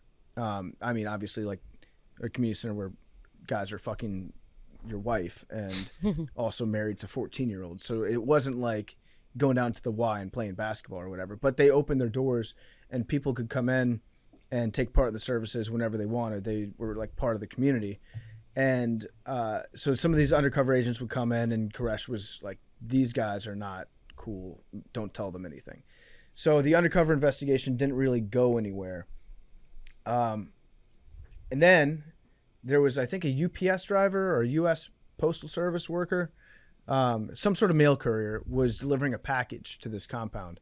And he said that one of the boxes fell open. It broke open as he was doing the delivery. And inside he saw a bunch of grenades and he saw a bunch of weapons. And he believed the grenades to be illegal. It felt illegal to him at the time. They say that they were dummy grenades, like practice grenades, which are just like they're just inert grenades that they look like grenades. They look like grenades, but you can't like pull them. There's like no explosive in them. There's no explosive. You can pull them, but they're used for practice. Yeah. So the mail courier then alerted the ATF about it, and being like, "Hey, they've got some potentially illegal stuff here." Then the ATF got a search warrant, and they decided they were going to, or it was arrest warrant and a search warrant. So they had an arrest warrant for Koresh and a search warrant for the compound. And then on February 28th, 70 ATF agents tried to raid the complex. So what happened was, they alerted the local news that this raid was going to happen, and this cameraman was driving around trying to find the complex so that he could get a shot of the live raid as it was going on, and he ran into some person. It was like, "Hey, do you know where this complex is, Mount Carmel?" Because I was unclear about that. Did anybody? How did or who alerted the local news that was going to go down? I don't know exactly who did it. The thing is, a lot of these agencies, they want to get credit for raid. Like, there's a classic. There's like a Tom Cruise movie.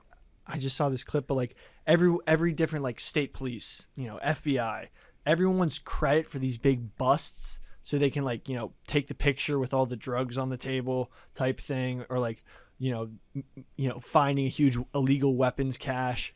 They take the picture, and then they get a raise, they get promoted, so that they can show like on their resume, like, look, we did this, we found, like, so there's whenever something bad's happening, they want, like, so if there was a film of them doing a perp walk with David Koresh and like arresting people, like all those visuals are what a lot of these agents sort of like, it's their crowning moment.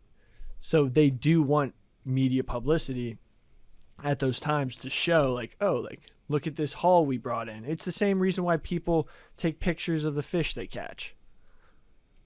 Someone's got to know you caught it, especially in this catch and release culture. Pixar didn't happen. Yeah. So it was Jim Peeler, who was a cameraman of KWTX, and he ran into David Jones. David Jones was a U.S. mail carrier, and he was trying to find out, the cameraman was trying to find out where the complex is. And so he asked David Jones, he's like, "Hey, where is it? There's about to be an ATF raid, so I'm going to go film it." And David Jones, the mail carrier, was actually a Brand Davidian himself. So he heard about this, hauled ass back to the compound, told Koresh, "Hey, it's going down. The ATF is coming in." And a major tenet of what David Koresh had been preaching was, like, at some point, we will all be surrounded, and Satan is going to come in and try to take everything, and we have to defend ourselves. So he was a doomsday cult guy who had been preaching that they will be the target of annihilation. So this is all playing into everything that he had said to everybody. So when he lets them know, "Hey, this is the day that I've been telling you guys about," everybody, their belief that he was actually Jesus or a disciple was like strengthened more because this was happening, because he had foretold this. This is kind of like the Andrew Tate thing, where Andrew Tate's like, "They're going to try to silence me and arrest me." But it's like, they're going to come arrest me. It's like, they're going to come arrest you because you've done a crime. Yeah. It's like, it first they cancel you, then they silence you, then they destroy you? What is it? No, he's like, first they silence you, then they'll arrest you for nothing, and then they'll just kill you. Yeah. So this is why people are like, wow, Andrew Tate is right about every prophet. This is why David Koresh is right. But low-key, Andrew Tate's kind of being illegally detained. Okay. They just keep pushing his court date for 30 days. Like, he's not getting a fair trial. We can talk about that another time. A fair trial, but by whose definition? Because he's in Romania, right? Yeah, he's getting fucked in like a post-communist dictatorship type country right now. Mm-hmm. Like, he's a bad dude, but definitely not getting due process. I don't know what Romanian due process is. Well, he did flaunt forever. He bragged about how free Romania was. He's like, if you live in America and you think you're free, you're a cuck. Romania's where it's actually free. I do whatever the fuck I want. I drive 150 on the highway. And they won't say shit. And now he's in prison, just with no court date. Yeah. It's probably a bunch of Romanian police officers just replaying all the clips of him saying, "You can do anything in Romania. Like, the cops don't do shit." I actually think, "What, you don't think we do shit?" I think Andrew Tate and David Koresh probably similar dudes. Yeah. Both charismatic in their own ways, both involved romantically with women that they might not traditionally be accepted to being involved with. All these charismatic dudes who end up like in history, who ended up with like cults, like, do you think they would just be podcasters nowadays? Yeah. David Koresh would be a great podcaster. I mean, do you think if it wasn't for podcasting, one of us might end up being a cult leader? I hope not. It's a possibility. Make more money as a leader, have more fun as a follower. Yeah. I mean, in a way, we are kind of cult leaders. Like everyone, Branch Davidians, everyone has AWLs. Everybody has Right. their followings. We gotta start. Sometimes we get invited over to people's homes. Yeah. We fuck their wives. Okay. Never- Joke. Never done that. Joke. Billy might have. I don't know. Joke. So, Bad joke. so the ATF started their raid, and there's some dispute as to who shot first. Nobody really knows. Well, so this is Billy where a lot knows. of the controversy. Okay, Billy's the first person to actually know. The right door of the big door in the front. The left door was left. There's a huge fire, by the way. We should probably explain what happens. There's debate over who shot first, but very, damning evidence just completely went missing from the scene. Well, yeah. So, I mean, there's the first raid, and then there's the siege, then there's the last part of it. So the first raid on it, ATF agents swarmed the compound, and they started advancing on it. And some people say that the ATF agents, Arian, you'll like this, they shot the dogs outside. They always shoot the dogs. And so that's what the first gunfire was. And then the Brand Davidians thought that they were being fired upon. So then they shot at. If they never shot the dogs, this actually backs up what Arian has been saying, which is like people care for their dogs as much as they care for humans or more. The Brand Davidians probably just saw their dogs get shot and they were like, fuck it. Dude, that's what happened in Ruby Ridge. The guy's dog gets shot and he goes, "You sons of bitches shot my dog." And then he just starts returning fire. I don't think you can, like, if someone shot my dog, I don't think I'd react rationally. No, definitely in front of my face. So that's just like they're not in the right state of mind. No, so the ATF may have shot their dogs first. There was gunfire exchange. We don't know who shot who first. But I was confused about this part because that first part of the initial raid, I am under the assumption that it is absolutely the ATF's fault why it went down the way it went down. It's their fault. They men died and how they operated it. Did anybody else come away with that conclusion? Yes. They dropped the ball on that shit. Like the biggest glaring one was when the news dude tipped him off, the other guy that was a mail route deliverer that said, "Yo, they're finna raid the house." Now we lost that element of surprise. Dog, we don't need to be doing this right now. Like, we need to, you know what I'm saying? Like that would have fucked him up way more, especially with his following. Like if he thinks it's going down today and it doesn't go down today, might look at him a little sideways, his followers, right? But then we have another day sometime down the future. I don't know. That was just badly coordinated. That shit, they dropped the ball on that shit. I agree. I agree 100%. They, I think Koresh himself even said, like, they could have arrested me when I'm out on my jog. They could have arrested me at Walmart buying stuff for the compound. Yeah. They didn't have to, like, storm the compound. And then he had that call with them, like after they had the ceasefire. I know we're gonna get into it, but like after the ceasefire, he had a call with them, and he was absolutely correct. He was like, "This is y'all's fault." Yeah, I agree. That part I agree with him. Yeah, I think like you don't have to say that anybody in this situation is a great person, but like David Koresh obviously was a bad dude, and he was doing some very manipulative and dangerous things. In terms of like some of the sex stuff that was going on there. Madeline, just real quick, quote card from Arian, quote, "I agree with parentheses David Koresh." No. We don't need. Y'all got enough shit on my bumper, man. Don't clip that. Actually, put like no, don't put none of that shit, man. Fuck that shit. Paraquote. It's time for y'all to start taking some bullets on this goddamn podcast. I take a lot of bullets. Fuck that shit. Fuck that shit. Good. I take a lot of bullets. I took the biggest bullet of all time. The Waco, the right door that mysteriously disappeared, also took a lot of ATF bullets. Yes. Coming in. So basically, why the right door is so. Let me read this. Why the right door is like such a controversial point is that the right door would indicate whether the first shots came through the front. Like if the shots came through the door out to the outside, or the shots came from the outside through the door, and they would have been able to tell through ballistics who shot first, like in what exactly had happened. Mm-hmm. But the right door apparently went missing, and a state trooper reported that someone in a U-Haul van had taken the right door away after everything had happened. Interesting. So yeah, they fucked this up big time. They fucked up the raid, and a bunch of people got shot. There were 4 federal agents that were killed. 6 Brand Davidians were killed in this raid, and then probably 16, 20 more people injured, including David Koresh, who got shot through the front door, and he got hit in his hip, and he thought he was going to die. He got hit in his wrist too.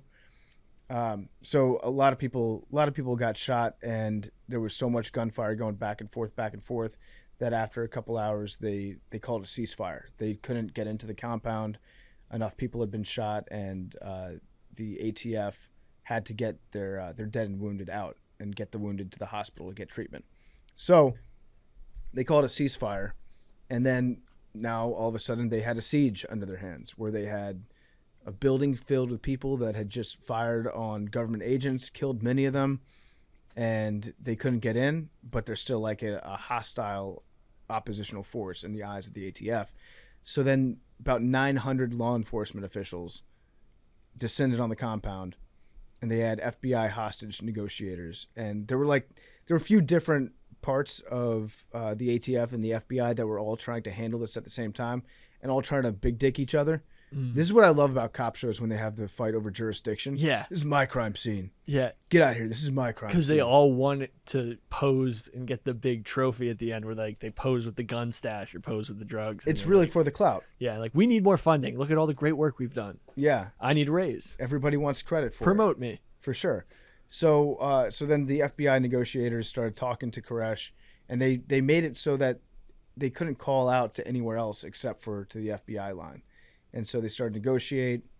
Koresh eventually asked for milk for the kids that were inside, so they delivered a bunch of milk to the facility. They asked Koresh to release certain people, including women, children, sign of good faith, would release them to the outside. But then you also had parts of the ATF that they didn't want to play. They didn't want to play his game. They didn't want to be seen as negotiating with David Koresh. So what would happen would be the FBI would establish a relationship with him, and they'd start working together, try to figure out how to make this whole thing come to an end as peacefully as possible. And then the ATF would just fuck everything up and cut their power, or start blasting sounds of rabbits being killed. Just like they had like a soundtrack that they would play. They would play like heavy metal music. They would play all sorts of just real loud, bad shit to listen to. And they just fuck with the Davidians to try to, show signs of strength, because in their minds, they thought that the stronger the government appeared, the more likely his cult followers, the Brand Davidians, would be to realize that David Koresh was full of shit and to turn on him and to surrender themselves. But what they didn't realize, because nobody in this situation evidently did any homework whatsoever, they didn't realize what Koresh had been preaching to his disciples, and how everything that the government was doing were exactly things that Koresh said was about to happen. So he's like, yeah, they're going to treat you like shit. They're Satan. They're going to come after you. They're big bullies. And 100% of that stuff ended up happening because of what the ATF was doing. So they, instead of like turning on Koresh and abandoning him, they actually started to follow him more, because they were like, this guy's the real deal. Also, what's kind of weird about this whole thing is Bill Clinton was very involved. Well, his attorney general definitely was. Yeah. William Sessions, who's the FBI director, there's several conversations recorded about him talking with Clinton, and Clinton was approving the waiting strategy tactic, and just to wait him out. Also, this is on the heels of like drink the Kool-Aid. Like, cults definitely had a bad rap in this time period, and they thought everyone that this guy was just gonna cause a mass suicide. Mm-hmm. Yeah, they thought it was going to be. They thought that Koresh was going to like blow up the entire building. Yeah, with everybody inside, and who knows how that would have shaken out. But Janet Reno, the attorney general at the time, she was like very involved with this whole negotiation thing, and after. I think this was April 19th, 1993. The FBI put their plan into action. So their plan that they did brief the attorney general on was that they were going to be spraying tear gas into the complex. So tear gas grenades. They were going to be shooting it from tanks. And by the way, this whole time, they had tanks that they were just using. So because a farmer had reported that the farmer was a Vietnam vet, he had served many tours in the military, and he one day was out on his farm and he heard 50 caliber gunfire in the distance that he was able to identify because of his military experience, in a heavy, also M16s. So he reported that he heard 50 caliber, like heavy, armor piercing rounds apparently. So because of that, the FBI, ATF brought armored vehicles. Yeah, so in the warrant that was signed, the evidence was that a neighbor had heard automatic gunfire. Yeah. But that was checked out by the police, and the Brand Davidians let the local police in and was like, no, we've just got guys that are shooting out where you're allowed to shoot, and they're just pulling the trigger real fast. So it might sound like automatic gunfire. Yeah. And that checked out. They saw him do it. Yeah. So there's probably two sides to that. They might have had some automatic weapons there, but they I don't think it was proven. It was definitely not enough evidence to get that warrant that they ended up getting. Yeah, so but 50 caliber machine gun, like a 50 cal is a huge gun. Like if you ever watch Rooster? No, Tex in not Platoon.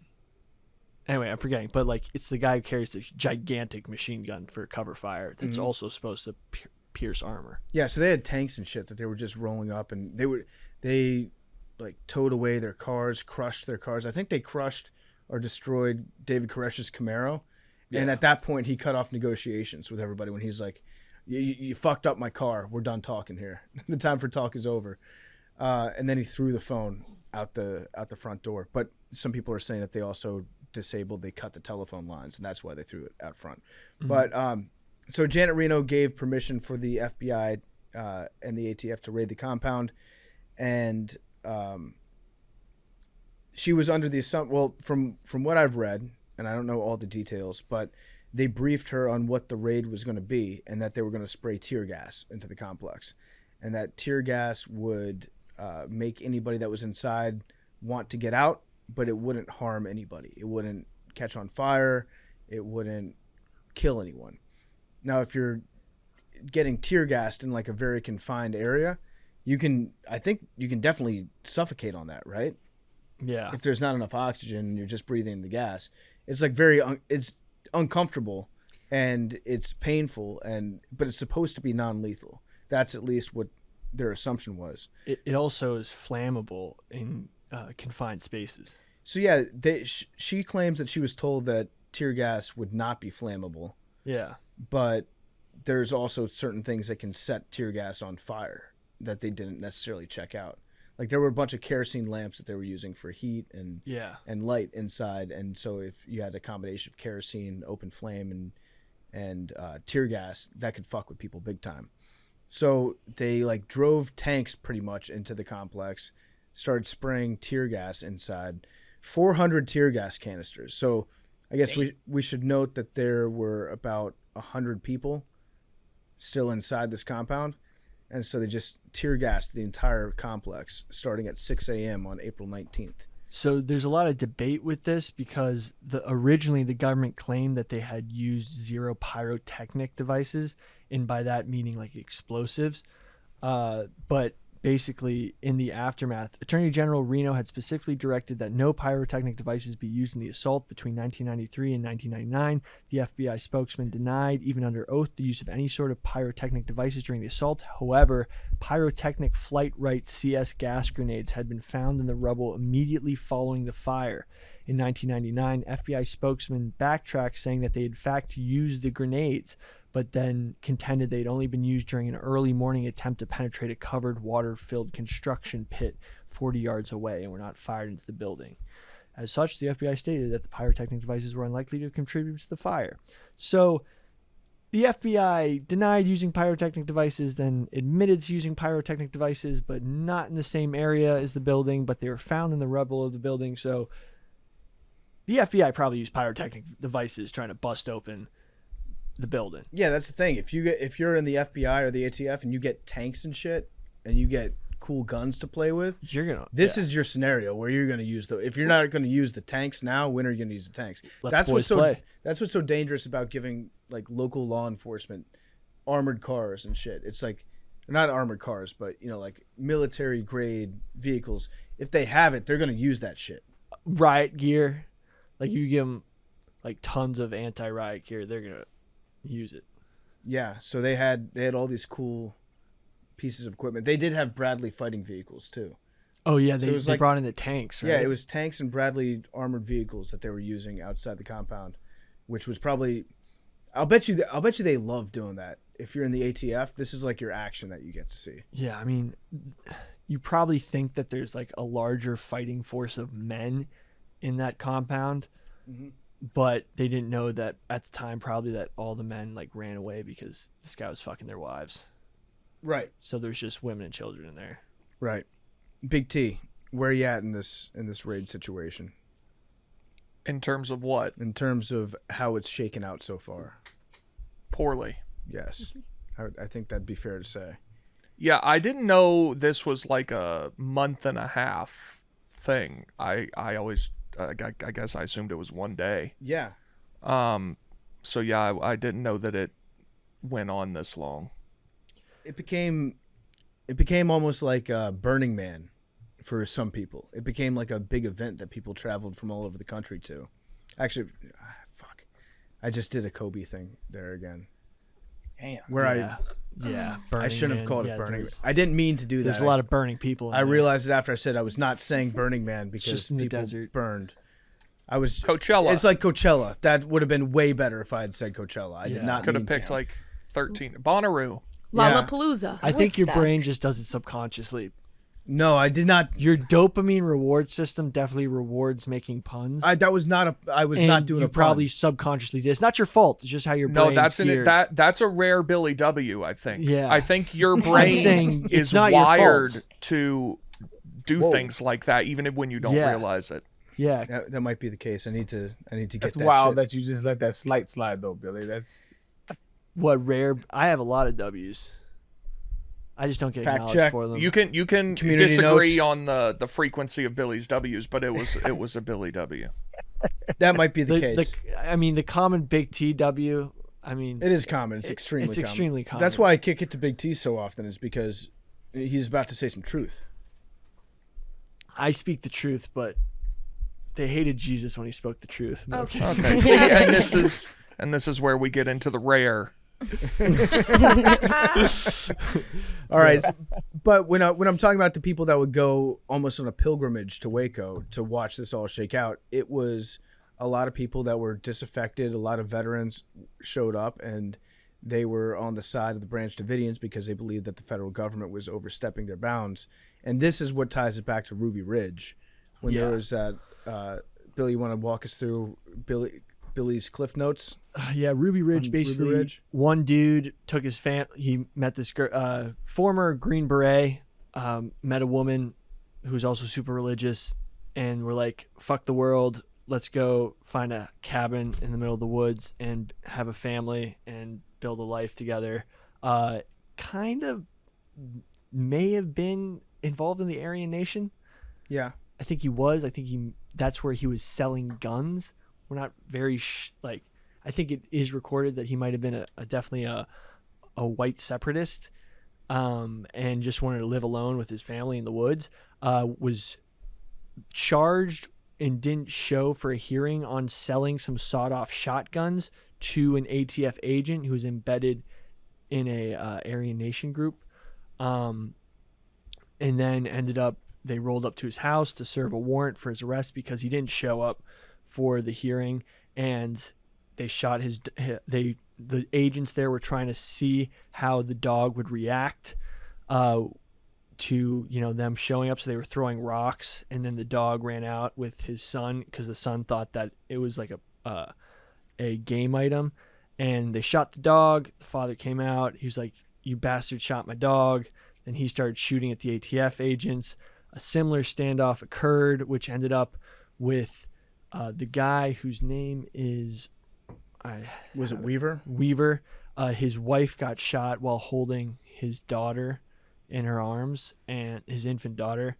They ended up getting, I think, like close to $3 million in a wrongful death suit from the government.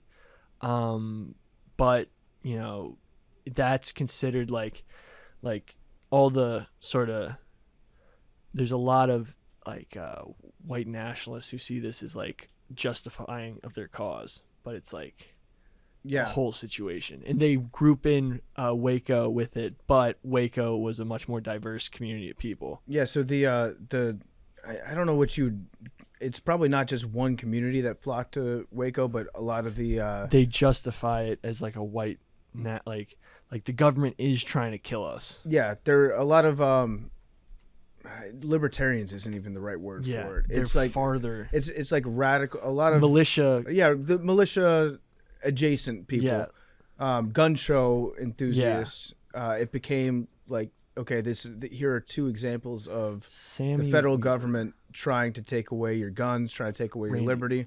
So they all showed up in Waco, and it became, you know, a place where people would hang out. One of the people that showed up there was Timothy McVeigh, the guy that ended up doing the Oklahoma City bombing. And I think he was selling bumper stickers and stuff. And it just became a place for people to hang out with their community and to be together and witnessing what they thought was a massive overreach by the United States federal government. So can we read his mission statement? McVeigh? Yeah. Well, it was his author bio on Amazon. It was like from jail or some shit, right? Well, he's written books, and Amazon, or no, that was Ted Kaczynski. You're talking about the Unabomber. Yeah, that was the Ted Unabomber. Kaczynski. Kind of similar, a lot of yeah, similar okay. beliefs between these like separatists. They like reject modern society, want to live alone and be self-sufficient. Randy Weaver went to live amongst the Amish to figure out how to live alone. But like, think about it. The Amish are kind of white separatists. Probably not Like, white, kinda but like no, yeah. their own like culture. Like, you don't think about it that way, but they are religious fanatics. They who- probably hate like the Irish though, so you can't say like white. Yeah, but they're like they are a German ethnic group that just wants to live alone, and Yes, like, so they're cultural supremacists. cultural supremacists that, you know, are separatists who Mhm. live alone, and like, I mean, Or no, not zipper. They hate zippers. They're buckle supremacists. yeah, yeah, They hate zippers.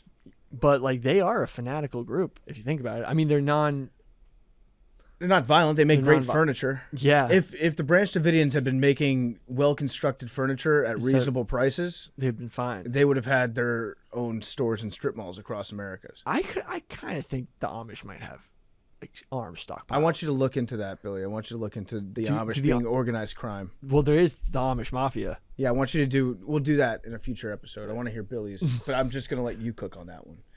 But yeah, So, there were a bunch of people that showed up there and kind of celebrated this cause together. Actually, McVeigh was in a jail cell that might have been adjacent to, or at least in the same block, a prison cell as Kaczynski after McVeigh got arrested. So Really? they interacted a couple times. Yeah, I watched McVeigh's interview that he gave. I think it was on 60 Minutes back in the 90s. he also claimed that he didn't put as much explosives. Yeah, we can get into that. There's weird there's a whole conspiracy that, like, a lot of the, like, for example, it's part of a whole thing, but like, for example, in Ruby Ridge, he wasn't a neo-Nazi, and that they made that up to justify his killing. And like, you know, they sort of made up a lot of the bad stuff about the Branch Davidians. And in the same vein, Timothy McVeigh like was only targeting the ATF part of that building, but someone else had put a bunch of more explosives to make it worse. It's like it's definitely wrong. It's a wrong conspiracy, but it's how they conceptualize like Waco and like worshiping, not like worshiping, but like almost taking pilgrimages to Waco, because they're like, it's the government's bad. They set all these people up, and like that's their ideology. Yeah. So McVeigh, I actually do believe that there's somebody else out there that's responsible for the Oklahoma City Okay, bombing, so- along with McVeigh. I also McVeigh- think that. I McVeigh- didn't know if that was out there. No, McVeigh was definitely, the driving factor behind it, and he was a massive part of it, and he got arrested, rightfully so, I think. And there's like so much evidence that shows that he was the guy that ultimately did it. But I also think that he did not snitch on at least one, maybe more people that were also involved in it. And that's why if you watch any of the interviews that he gave, he's talking from death row essentially about why he did certain parts of what he did. But then there are some questions that he won't answer because his lawyers are still dealing with appeals. And I could pick up on a little bit that the only motivation that he would have for not expounding on certain questions when he's like about to be put to death for this is because he's like negotiating something with the government at the time, maybe in exchange for him not getting lethal injection or maybe preferential treatment and stuff for his family. But I'm pretty sure that there's somebody else that was involved in Oklahoma City that was never convicted or arrested for it. Because it just doesn't make like one person, one car, that scope of explosion. It's just McVeigh was also a huge meth head. Yeah. He just basically spent his entire life post-military driving back and forth across the United States doing meth and other drugs. And there were times when he would go out to Arizona, hang out with his buddy, and they would just stay up for like 5 days at a time smoking meth. Yeah. Do you think? I think he might have been part of a larger militia that then pulled off that crime. Like pulled off the whole thing. It could have been. There might be multiple people that were never implicated for it, and he was the guy that got caught, and so he was like, okay, I'm gonna take this one. Take the rap for it. But he definitely did that shit. McVeigh, like 100% did that shit. So yeah, there's a bunch of people that were. Then crazy part. Getting back, since we're talking about McVeigh, a movie came out that sort of really radicalized McVeigh, called the film was called Waco: The Big Lie. And basically, they showed edited footage of the TV station showing that one of the armored vehicles was using a flamethrower to burn down the whole compound. In the narrative, let's get back to the play-by-play. Okay. All right. So the building got pretty much burned to the ground. Almost everybody inside died. 9 people got out, but 75 people died. 25 kids, and a lot of people had been shot when they looked at the autopsy. So there's speculation that people shot themselves, shot others, family members, things like that, as the building was on fire. And who knows how that all went down. Nobody will ever know. Like Koresh was found with a gunshot wound too. Yeah. We don't know if he shot himself or if somebody else shot him, or if he was like in a room that was on fire and there was a gun there and he decided, okay, it'll be faster to do this. We don't know how that all shook out, but there were 75 people that died. So there's a lot of questions as to how they died, how the fire started, where the gunshots come from. But and it was actually the narrative was it was a mass suicide, like the Jonestown event. And like that, they were a doomsday death cult, but there was a ton of unused ammunition in the compound, something like millions of unshot ammunition that was set off by the large fire, which no one really knows how it started. This Waco: The Big Lie video says that they flamethrowered the whole building, and that's like used by the anti-government people to be like, that's like the government burned down the whole place and said it was a death cult. Mm-hmm. But it might have been rounds going off in the fire shooting people. Yeah. Like, because there's just all of these unused rounds. The fire goes off. I'm not sure the exact how a bullet set on fire can be set off, but in a bullet casing, there's the bullet tip that actually goes out the gun, and then there's like the cartridge part, which is filled with black powder. Yeah. Like an ignition source. So if those were exploding and going off and shooting, I guess people could have been hit by them, or were they trapped in the fire and realized they couldn't get out and just started shooting themselves. Mm-hmm. There was a whole group of people who died because a wall collapsed in the compound. Yeah, when they hit it with a tank. It was a total shit show. Yeah, it was. And good news though, there was an investigation that Janet Reno commissioned, and they determined in 2000 that the U.S. government did not cause the fire or shoot. So case closed. So there were accusations. One of the Branch Davidians that escaped, I think, was like, we didn't start the fire, but his coat had been found with diesel on the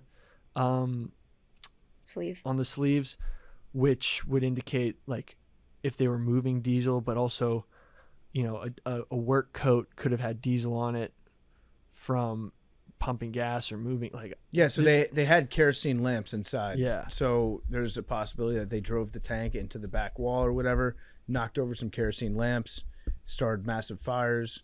Maybe they were knocked over for other reasons inside. Nobody knows, but there were like incendiary devices that were used. We don't know what happened, but the whole place caught fire and almost everybody died inside. And then when they were doing the investigation, there's a lot of stuff that went missing. Not just the right door, but they like bulldozed the entire place to the ground way too early in the investigation. Yeah. So there's really no way to know exactly what went down there. But to Arian's point, if you flash back in time and you go back to the initial raid on it, like the U.S. government just clearly fucked this up massively. Like if you had just arrested the dude when he was at the store, like a normal person would, instead of trying to like break down the door and storm the complex, then this probably would have turned out a whole lot differently. But and they also completely underestimated what was going to happen when the government laid siege to the building for a long time, and they thought that Koresh would give up or that his followers would turn against him.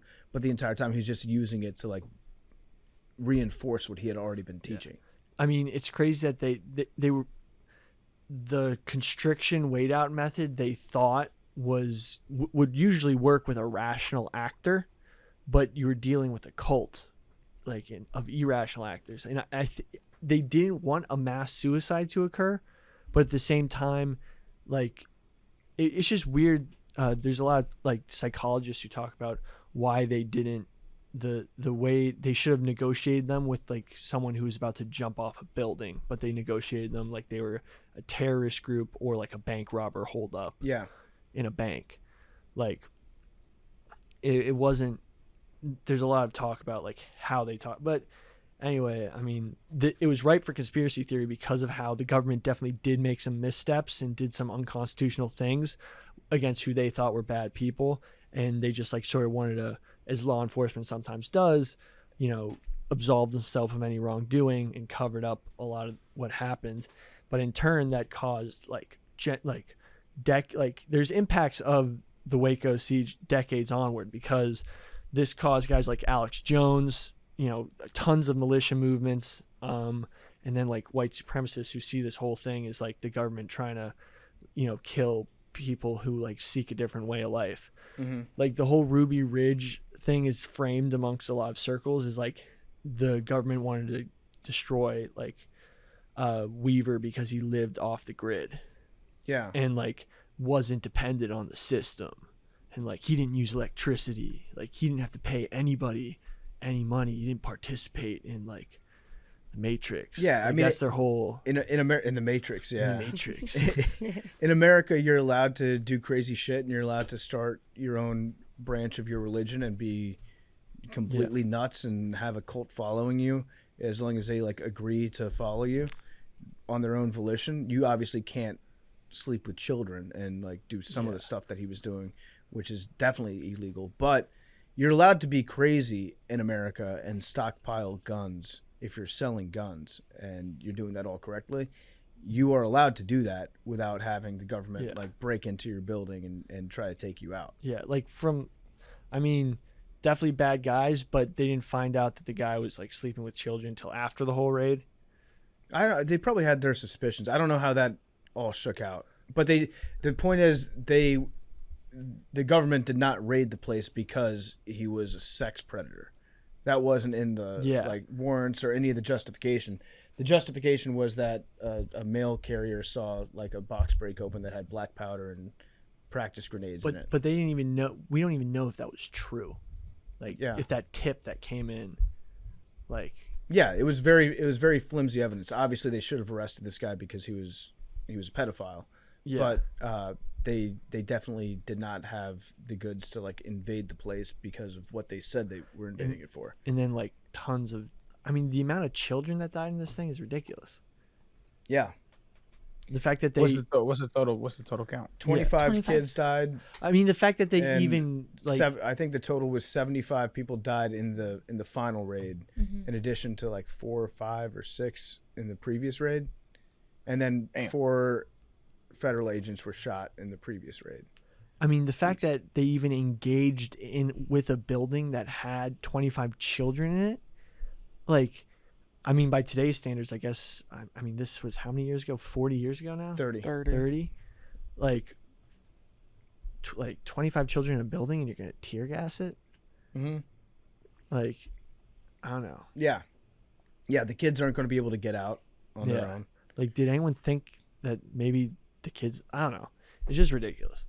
Yeah, so a few people escaped during the raid, but most people died. And then he did. Clinton promises the full investigation, which ended up clearing the entire federal government of anything wrong.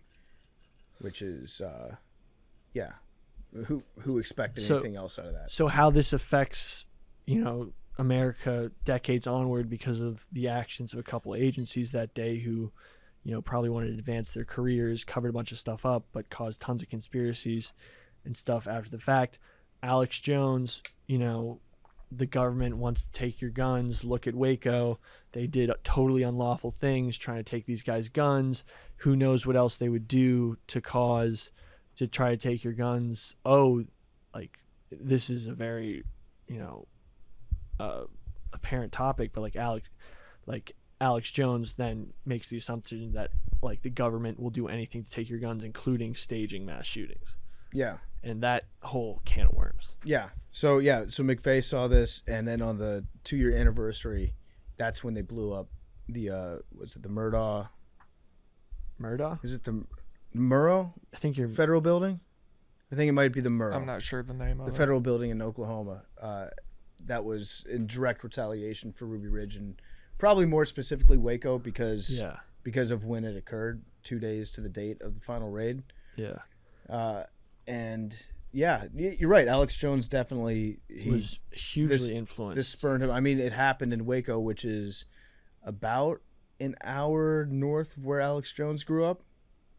So this was big stuff for him at the time. This was like a local story that was international news that he probably felt like he was a part of because it was in his backyard. Yeah. So this is probably a big reason why he hates the federal government. It is weird to me that a branch of the IRS has tanks. Well, after 9/11, it was switched to the Department of Defense. They moved it over. Or let me look at the exact. I know at the time it was part of the IRS. Yeah.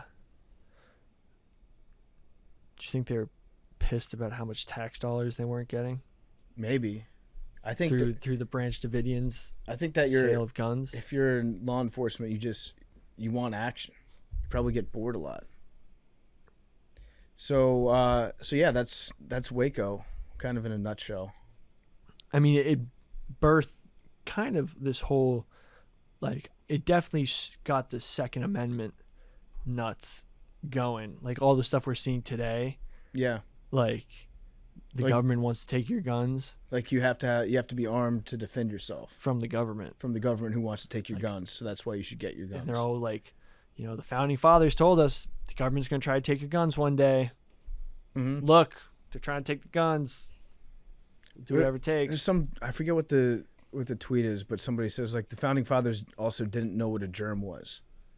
Like a lot's changed since the Well, 1700s. Ben Franklin Less was diseases. trying. Yeah, less diseases. That's right. We're all more healthy than we were back in the day. Ben Franklin was trying, Trying to what? like, figure out what a germ was. Yeah, he was. He probably caught a couple Bacteria. and virus Yeah, in France. he was probably an expert. Yeah, no, but like, that story about Ben Franklin having all those bodies they found underneath his like Philadelphia house No. where he was chopped. You don't know the story? Like, No. he owned the house and he basically was having body snatchers bring bodies, and they were just like trying to figure out science and chopping people up.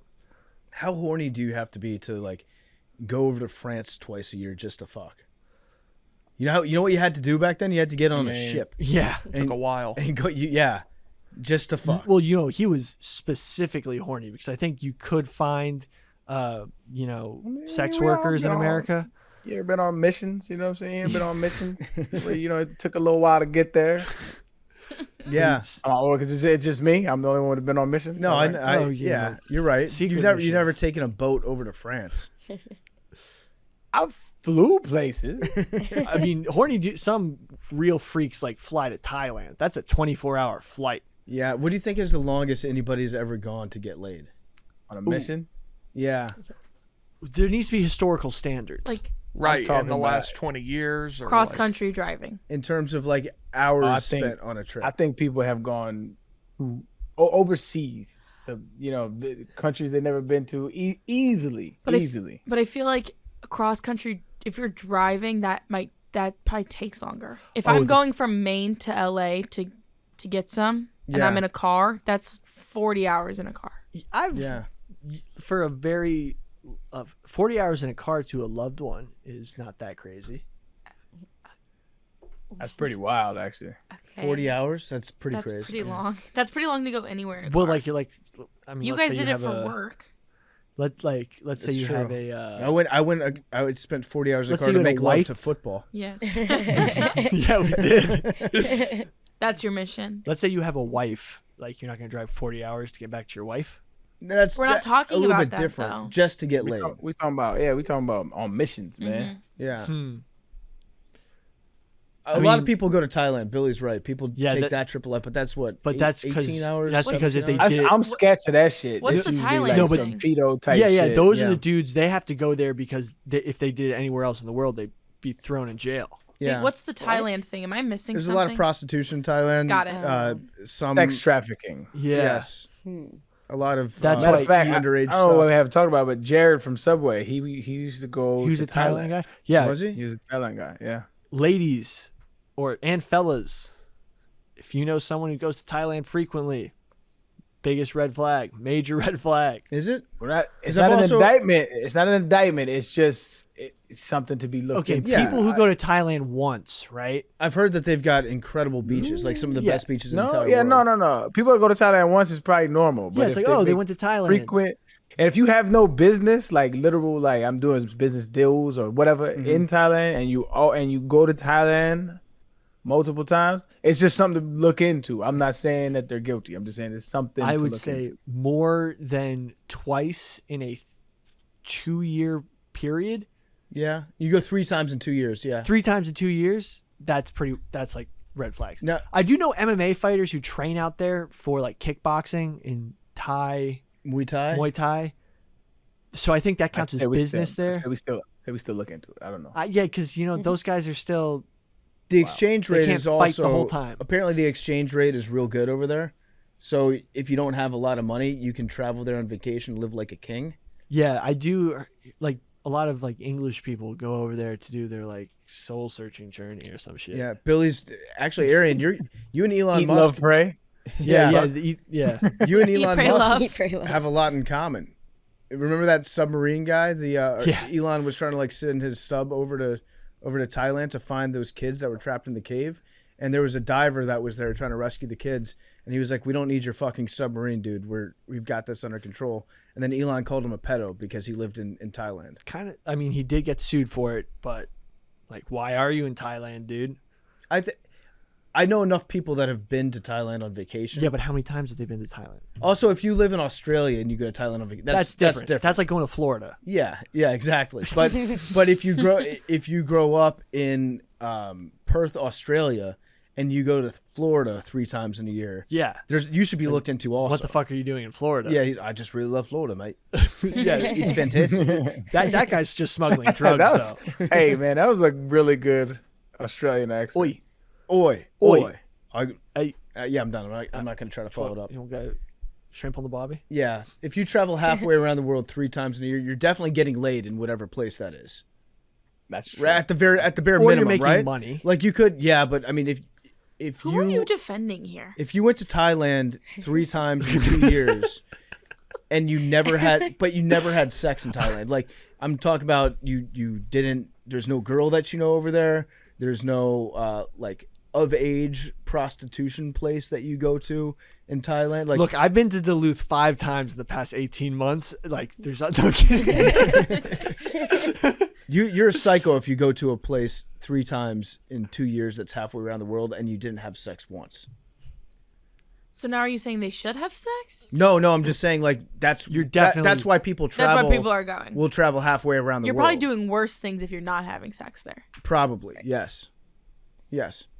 No disrespect to Thailand. Again, I've heard Just that you've got Muay Thai. wonderful beaches. I've never been myself. Crazy cockfights. Cracking. Yeah. Oh, huge. Great food. Turns out in Kentucky, there recently was a huge cockfighting ring, like super organized crime. They try to bribe the federal agent $50K to look away and not investigate. It turns out like the cockfighting capital of America, like the national like chapter like organization is there, and they like busted the whole thing. It was on Kentucky Sports Radio. We got to bring that up next time we're on the show. Yeah. So I mean, turns out there's like $10,000 cocks fighting in that. Damn. Like, it's still a $10,000 bird. Yeah, I bet you want one. Are they No. those big roosters that go viral? No, but the thing is, the fighting cocks, they're like tall as fuck. Like, they're like this tall, but they're skinny. Yeah. They're like lean and mean. All right. Well, yeah, Billy, I also would like to report about cockfighting. I just, you know what? Donnie and I are going to go to a cockfight somewhere close, inexpensive, just to find out and do some What do research. you mean inexpensive? Like we're gonna fund your trip to a cockfight? I don't care how much. Well, it's content. I don't care how much you're spending. Wait, hold on. We're not paying. We're not That was covering me expenses. and Big T came up with that. We were supposed to go to a cockfight. Why did you? How did you? No, Donnie and I have been finagle talking that? about cockfighting for a long time. I ain't never heard that shit. Big T, we gotta beat these motherfuckers to it. I'm fuck that. All right, let's go. Why don't we just all go?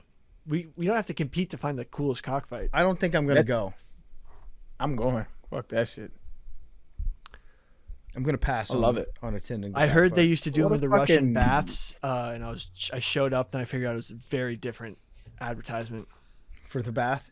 Yeah, it's men's only hour, totally different. How'd that work out? Where do we gamble on the chickens? Yeah. Oh shit! Where are all the cocks? Oh, I misread the advertisement. All right. Well, anything else we want to add to the Waco thing? Killer. Government fucked up. Par for the course, Brand man. I'm gonna- Davidians are a scary I'm gonna put cult. 80%. Yeah, I'm gonna put 80% on the government, 20% on The David. David. The David Davidians. Koresh. I mean, besides David Koresh, all those other people were innocent. Like, think about it. They were probably brainwashed, a lot of Yeah. them to a certain extent, Yeah, like by Koresh. Koresh, bad guy, bad human bad being. guy. Did not deserve to have the compound raided and 25 kids killed. Timothy McVeigh, bad guy. Bad. Yes, there's no but. on Bad that. guy. There's no but on that one. I think we're McVeigh. just naming bad guys in this story. Ted Go- Kaczynski. Not according to Amazon. Okay, what did Jeff Bezos say about Ted Kaczynski again? I can go find it, but it was a glowing review of this brilliant author, and then the very last sentence is like, Ted Kaczynski is serving a life sentence in federal prison for. You know what's wild about the Ruby Ridge story? Freaking what's his face? Randy Weaver, died just a year ago. Oh, really? Pretty sure it was of COVID. Wild. He and his family got $5 million, and his daughter still doesn't forgive the government. Yeah, I probably wouldn't either if they shot my mom. Yeah, and I think that's the infant that was in her hands when she got shot. No. She got sniped. Yeah. Anyway, It's nice. All right. Anything else we want to get into today? I have voicemails. You want to do 'em? Yeah, we can do some voicemails. You know what? I think these voicemails. Yeah, Billy. they made a mammoth meatball Okay. out The of mammoth meat. Mammoth Meatball is going to be brought to you by Sport Clips. Oh. You know what's stressful sometimes? When you go to the stylist, you go to the barbershop, you try and describe exactly how you want your haircut. You never know how to say it. Even if you feel like you got it across, it's hard to know if your stylist really understands what you're saying. Too often, hair care results in a hair scare. Fortunately, the stylists at Sport Clips Haircuts speak the language of hair, whether you have short, dirty blonde hair like Billy, if you've got cool braided hair like Arian, if you've got long hair like myself, or if you've got bright red hair like Big T. Nope. Doesn't matter. Sport Clips is the experts in cutting men's hair. They've been specifically trained to do it. These pros are artists. You are the canvas. Each of your hair follicles is the happiest of trees, so sit back and relax. It's MVP haircut experience time. That means a 7 pressure point massaging shampoo, a perfectly steamed towel, and the freedom not to have to stress about a bad cut. The best part is the steamed towel at the end of your haircut at Sport Clips. It's awesome. It's heaven on earth. Next time you need a cut, come to Sport Clips and get a head-turning haircut from the pros in men's hair. I'm actually heading there soon. Yeah? I'm getting the full experience. Let's go. I'm actually pumped. Steam towel is legendary. I've had it on He's my legendary. calendar. Yep. Yep. So Mammoth meatballs. Yeah. No, we really want to do You want to do Australian. Russian? Do you want to just do Australian? No, I want Russian. Wait, I want Comrade Billy to tell me about the Mammoth meatballs. So top scientists at institution laboratory. They replicated mammoth cells from frozen corpses found in tundra. We Russian scientists, we chop it up, we put it on the grill, we ate 10,000-year-old mammoth meat, very good. We put salt, very good tasting. Anyway, we use the cells, we replicate them in a bacteria lab setting, agar plate, cells divide. We put a special serum, wake them up from, tundra nap, and then you make very large, basically tumor of mammoth cells. And now we made meatball. We just don't know whether to eat it. We don't know if it's going to be bad for us. We're too scared to do anything with it. So they made a mammoth meatball, Agar plate, but they didn't eat it. they're too scared. Who's scared? The scientists. They should eat that shit. It's also basically they make it out, this is how they, lab grown meat, how they want us to eat meat in the future, which is basically they make cells replicate out of control and basically make a cancerous tumor Eat bugs, own nothing, and be happy. and eat cancer tumors. That's what they did with the mammoth. Arian, would you eat a mammoth meatball? I'd have to let somebody do it first. I ain't gonna be the first nigga to eat a mammoth. Yeah, why meatball. won't these guys eat it? Because the way I would eat, If they created it, they should have to eat it. I agree. I would make centuries old mammoth from the mammoth corpse. The guy who went on Rogan actually did that. But they did it. They did it how they make meat, lab grown meat, and the scientists don't even want to eat the lab grown mammoth meat. So I mean, if they don't eat the lab grown mammoth meat, they probably still don't want to eat the lab grown cow meat. Just because the cells are old isn't really my fear. What if mammoth meat had the highest density of protein of any meat ever discovered? And they could prove that. They could be like, this, you take one burger of this, has 150 grams of protein in it. Holy shit. Yeah. Would you eat it, Billy? Yeah, I'd eat it. Would you be the first? To eat the lab grown mammoth meat? Yeah. If it was cool like that, yeah. Yeah. With the protein concentration. Yeah, that's all it takes for you is Sweet. Because then, that's crazy. imagine the gains. The games would be insane. That tells me that the Russian scientists, they're not strong. They're not actually Russian. I just wanted to do the accent. Okay. Where are they from? Sometimes you get into an accent mood when you hear other people do what's the accent? So VOW, VOW. We have a behavior change problem when it comes to meat consumption. The goal to transition a few billion meat eaters away from eating conventional animal protein to eating things that can be produced in electrified systems. These are the same type of ideology that makes us want to eat the crickets. It's all this ESG money that's rolling around from these VC firms, probably under the World Economic Forum's command, that are just giving all these startups money to try to make us eat the bugs and eat, as they say, what's the quote? Conventional animal protein to eating things that can be produced in electrified systems. Let's be real though, Billy. You would eat the bugs if they had more protein. Yeah, but they don't. Yeah, but if they did, if they figured out a way to make like crickets the most protein dense food on earth, you would be housing the bugs. You would love the bugs. No, I wouldn't love the bugs. I mean, You just said you If would it eat a was 10,000-year-old mammoth if it had enough protein in it. yeah, because But you wouldn't eat bugs? well, so if you look at bugs, they have like stuff that we can't break down in our digestive system. So you shit it out. It would be highly inflammatory. So you shit out the bug exoskeleton. We are not built to eat bugs. Well, What? but you would eat it. I don't know enough about the human digestive, called but apes chitin? eat bugs, right? Yeah, but they don't eat like so much bugs. Gorillas are strong as fuck. Gorillas don't eat. Yeah, they do. They groom each other. They literally groom each other and pick off bugs off each other. Yeah, but I think the amount of bugs they eat. You just don't want to be strong. I need to get back in the gym. Yeah, well, or you could just eat bugs occasionally. You'd be strong as shit. I haven't been allowed to work out, and then I started working out hard, and I broke out into hives. That's what happened yesterday. When are we gonna fix this, Billy? I don't know. Western medicine has failed me. What's Someone said that to me. what are we recently. looking at? I don't know. Do we have any idea what the underlying cause is? Is it still related to water, to I have no idea. your detergent? I'm feeling better. Who knows? I bet you Billy got into something that he just won't tell us about. I think I'm vaccine injured. Just kidding. Billy would be, low-key be pumped if it had something to do with the vaccine. Well, think about how much like if I put out a GoFundMe, I could scam all the anti-vaxxers. Like, help me spread my story. Yeah. Billy used to never get any facts wrong on podcasts until he got Johnson and Johnson. Yep. Look what they've done to my boy. I know. All right, you want to do Lord, some? carry him now. You want to do some voicemails? Yeah.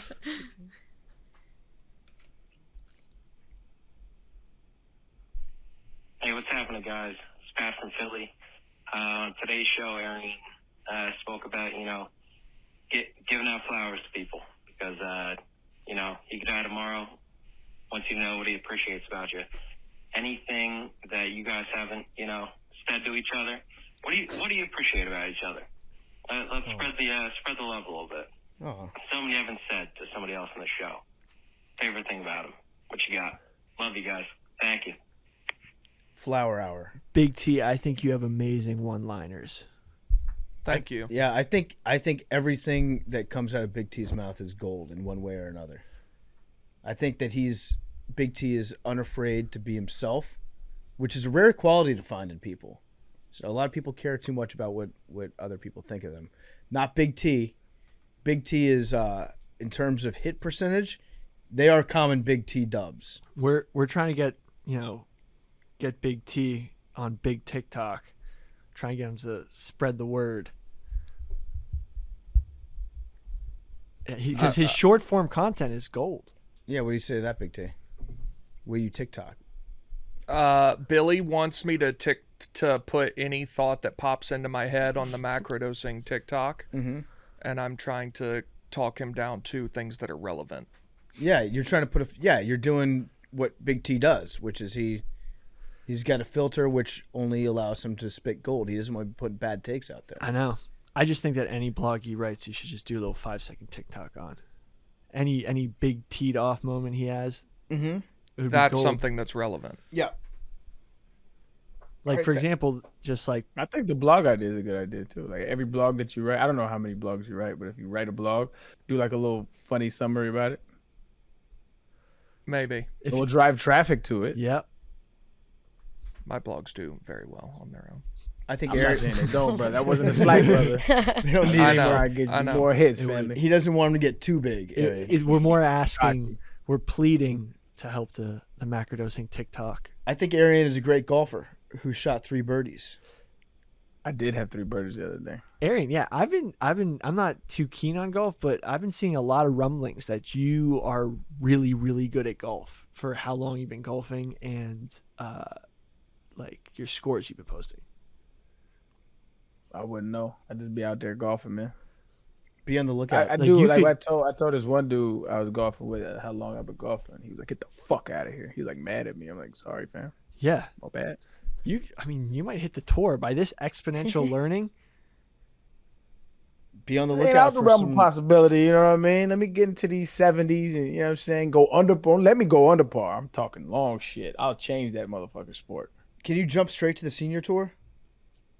Why are you trying to put me in the senior? I'm 36, fam. Why are you trying to put me right in there? I don't understand. How long does it take for you to get into the senior tour? You might have to be 50 to be on the senior Yeah, tour. yeah. I think by in 14 years, you 100% Bro, like- could be on the senior tour. Golfers peak like in mid 30s, like where I'm at. And so like there's plenty golfers on the tour who are like 40 years old. Like Yeah, but you're why are you trying to throw me in way more athletic than those dudes. That's what I'm saying. Like of the younger generation, like You're Yeah, definitely man. way more athletic than any of the 30-year-olds. I bet still you. on that tour. I bet you of all the people on planet Earth, Arian might be able. If golf was a speed event, like I'm talking, you go out there on your own and you just are clocked from your tee off until the end of your round.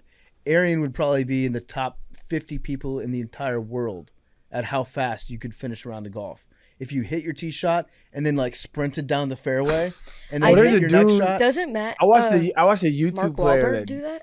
he probably does. Yeah. Is it? I think he does. I watched- There's some actor. I watched a video of a dude that did that. He carries like 3 or 4 clubs. His bag is like tiny. It's like a small little bag that has like 3 clubs in it. I think it's like a driver, a 6-iron, a chipper, and a putter, or something like that. And he only has like 3 or 4 clubs. And he hits and he sprints. And I think he finished in like, I don't know, 30 minutes or something like that. It was wild. Yeah, I bet you could. I bet you would be right up there. I would want to see that. Actually, we should do. I would not do that though. Yeah, I wouldn't do that. No. Yeah. Why not? That's very labor intensive. Like Running? I don't run anymore. Like But what if it I was like if you did a video just to see how fast Arian Foster could complete a round of golf? I guarantee you that does numbers. that might be enticing if we film it and shit. I'm not gonna do that shit for fun. Like Yeah, we'd have to have Yeah. somebody like on a Segway behind you filming. I mean, a whole 6. I'm gassed probably. I would have to train for that shit. Like I would absolutely have to train for that shit. Yeah, Mark Wahlberg says he can play 18 holes in an hour because he just sprints. Does he drive? He's probably trying to work out. Oh, he might. No, I think he's running. He says he uses it as his cardio. That's hilarious. That makes a lot of sense. And he goes at like 6 in the morning just before everyone and just sprints the whole course. I would love to It's see. Mark crazy because Wahlberg it's like 6 miles. It's not a. I totally understand. Like, because when I think of golf, I just think of it like I would do it recreationally, but I'm not good enough to like spend the time to get there to have fun doing it recreationally. But like as a workout, it's like a waste of time. You could be working out. Mm-hmm. Yeah, the average PGA Tour course is just over 4 miles. Okay. So yeah. I don't know if that's like tee to green, like as the crow flies to a hole. It's probably a little bit longer than that if it's, if you have to take into account your shots that you hit and have Yeah, to 'cause you like ain't gonna deviate from that straightest possible shortest path. Yeah. So let's say 5 to be safe. 5, Probably, yeah. 5.5. 5 miles. You could. Mark Wahlberg. There's no chance that Mark Wahlberg He's got short legs. does 5 miles and golfs in an hour. Actually, That's what he says. I don't know if he's like actually timed it. I guess it might be possible because he could probably run 5 miles in, I'm going to guess, 40. He's in pretty good shape. Probably like 43 minutes. 45, but he's carrying golf clubs with him. probably has someone else carrying them on a cart. He said we'd hit a drive, then sprint to the ball, then the caddies would come with the carts and give him his next club. Okay, so he doesn't have the clubs Yeah, on him. So yeah. he could definitely, you know what? He might be able to do it.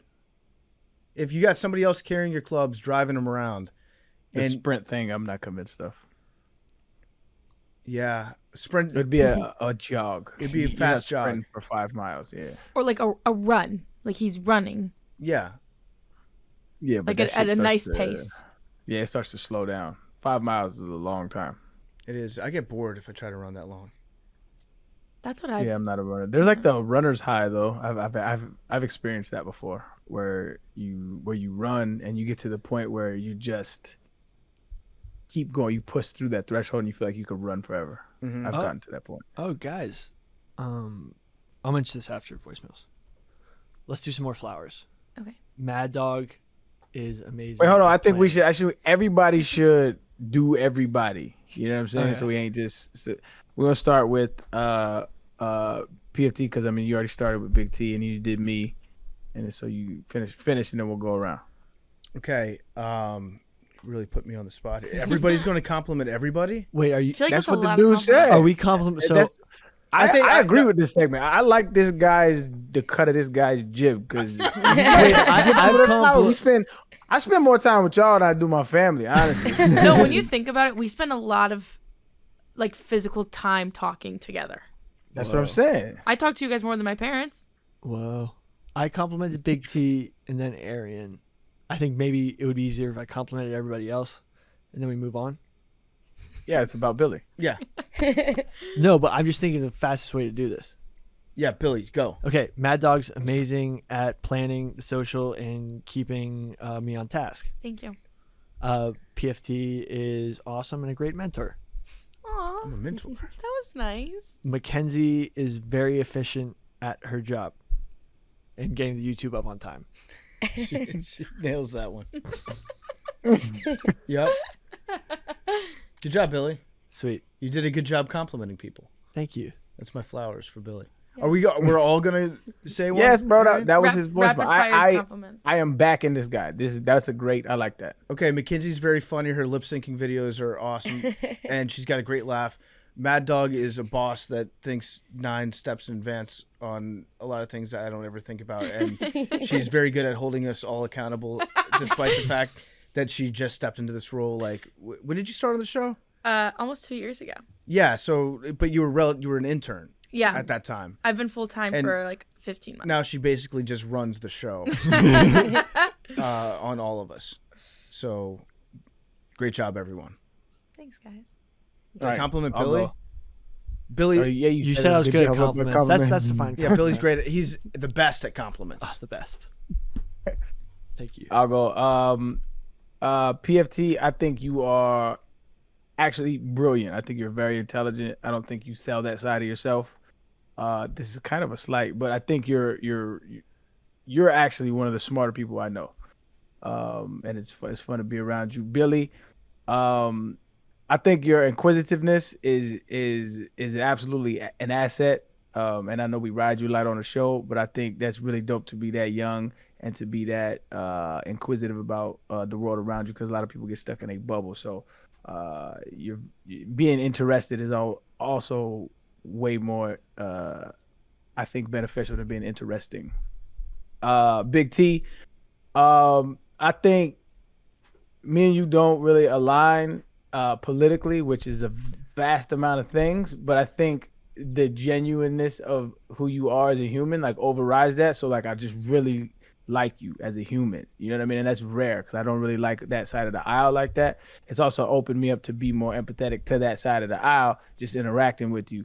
And so just who you are as like a genuine human being, it allows me to be more empathetic towards people I don't agree with, and that has absolutely been beneficial in my life. Mad Dog, I think you're just a joy. I think you brought so much to the show. I think that you have like I think Billy said it. You keep everybody, or PFT said you keep everybody on task, and you micromanage not micromanage. You manage everything in a very efficient way. And just a sweetheart, just kind and joyful to be around. I just love you to death. And Mackenzie, I don't know you. You guys have never met. It's just I weird. know. Nah, we've never met, and so like I'm interested in getting to know you. I'm sure we're gonna spend a lot of time, getting to know each other. But from what I know, everybody say you be doing your thing, so keep doing your thing. She do be doing her thing. Can I go? Yeah. PFT is a very nice boss to have as my first boss in the real world, and very, very, very funny. Billy is very excited about everything, which I appreciate, and I can always come to him with an idea, and you will be just as excited, if not more, than me, even though sometimes it's hard to get you there. Big T, everyone, including me, thinks you are one of the funniest people at this company. I would go as far as saying, and very good at trivia. Thank you. You are. Mackenzie Facts. is one of my closest friends at this company, and she's very nice and very good at her job, and I'm very happy that she's with us. And she's very fun. And Arian is also very helpful in being very encouraging towards me, and is also giving people flowers all the time. And I appreciate that. And you're all very nice to me as a girl. PFT has helped me a lot in my job. I appreciate that. But also, kind of just along the lines of what everyone else said, you're hesitant to say how smart you are, but like the things you say, like nobody even noticed it today, I don't think, when you said 6911, when you were talking about like who to call when someone fucks your wife. Like you say shit like that and I don't even hear it, and then 45 seconds later I'm like, that was fucking insanely funny. Billy, I also appreciate your enthusiasm for everything. You're always very excited to do things. Arian, I echo what you said as well. I appreciate your passion for your convictions, and I think you and I like each other a lot in general. Madeline is very good at helping us with things that we wouldn't do otherwise. Like, I think if it was up to us, this podcast would exist just in this room, and then a lot of other things that need to happen probably wouldn't happen. And Mackenzie, I also don't know very well either, but I like Mackenzie's vibe. She just has good vibes. I love that. Mackenzie's a trooper. She helped Dukes and I get back from Philadelphia once. Yeah. Yeah. That's What was that like? It was actually Billy was being very responsible. Like, he was determined to get back here. We were literally just trapped in a parking garage. But it was fun. It was a good experience.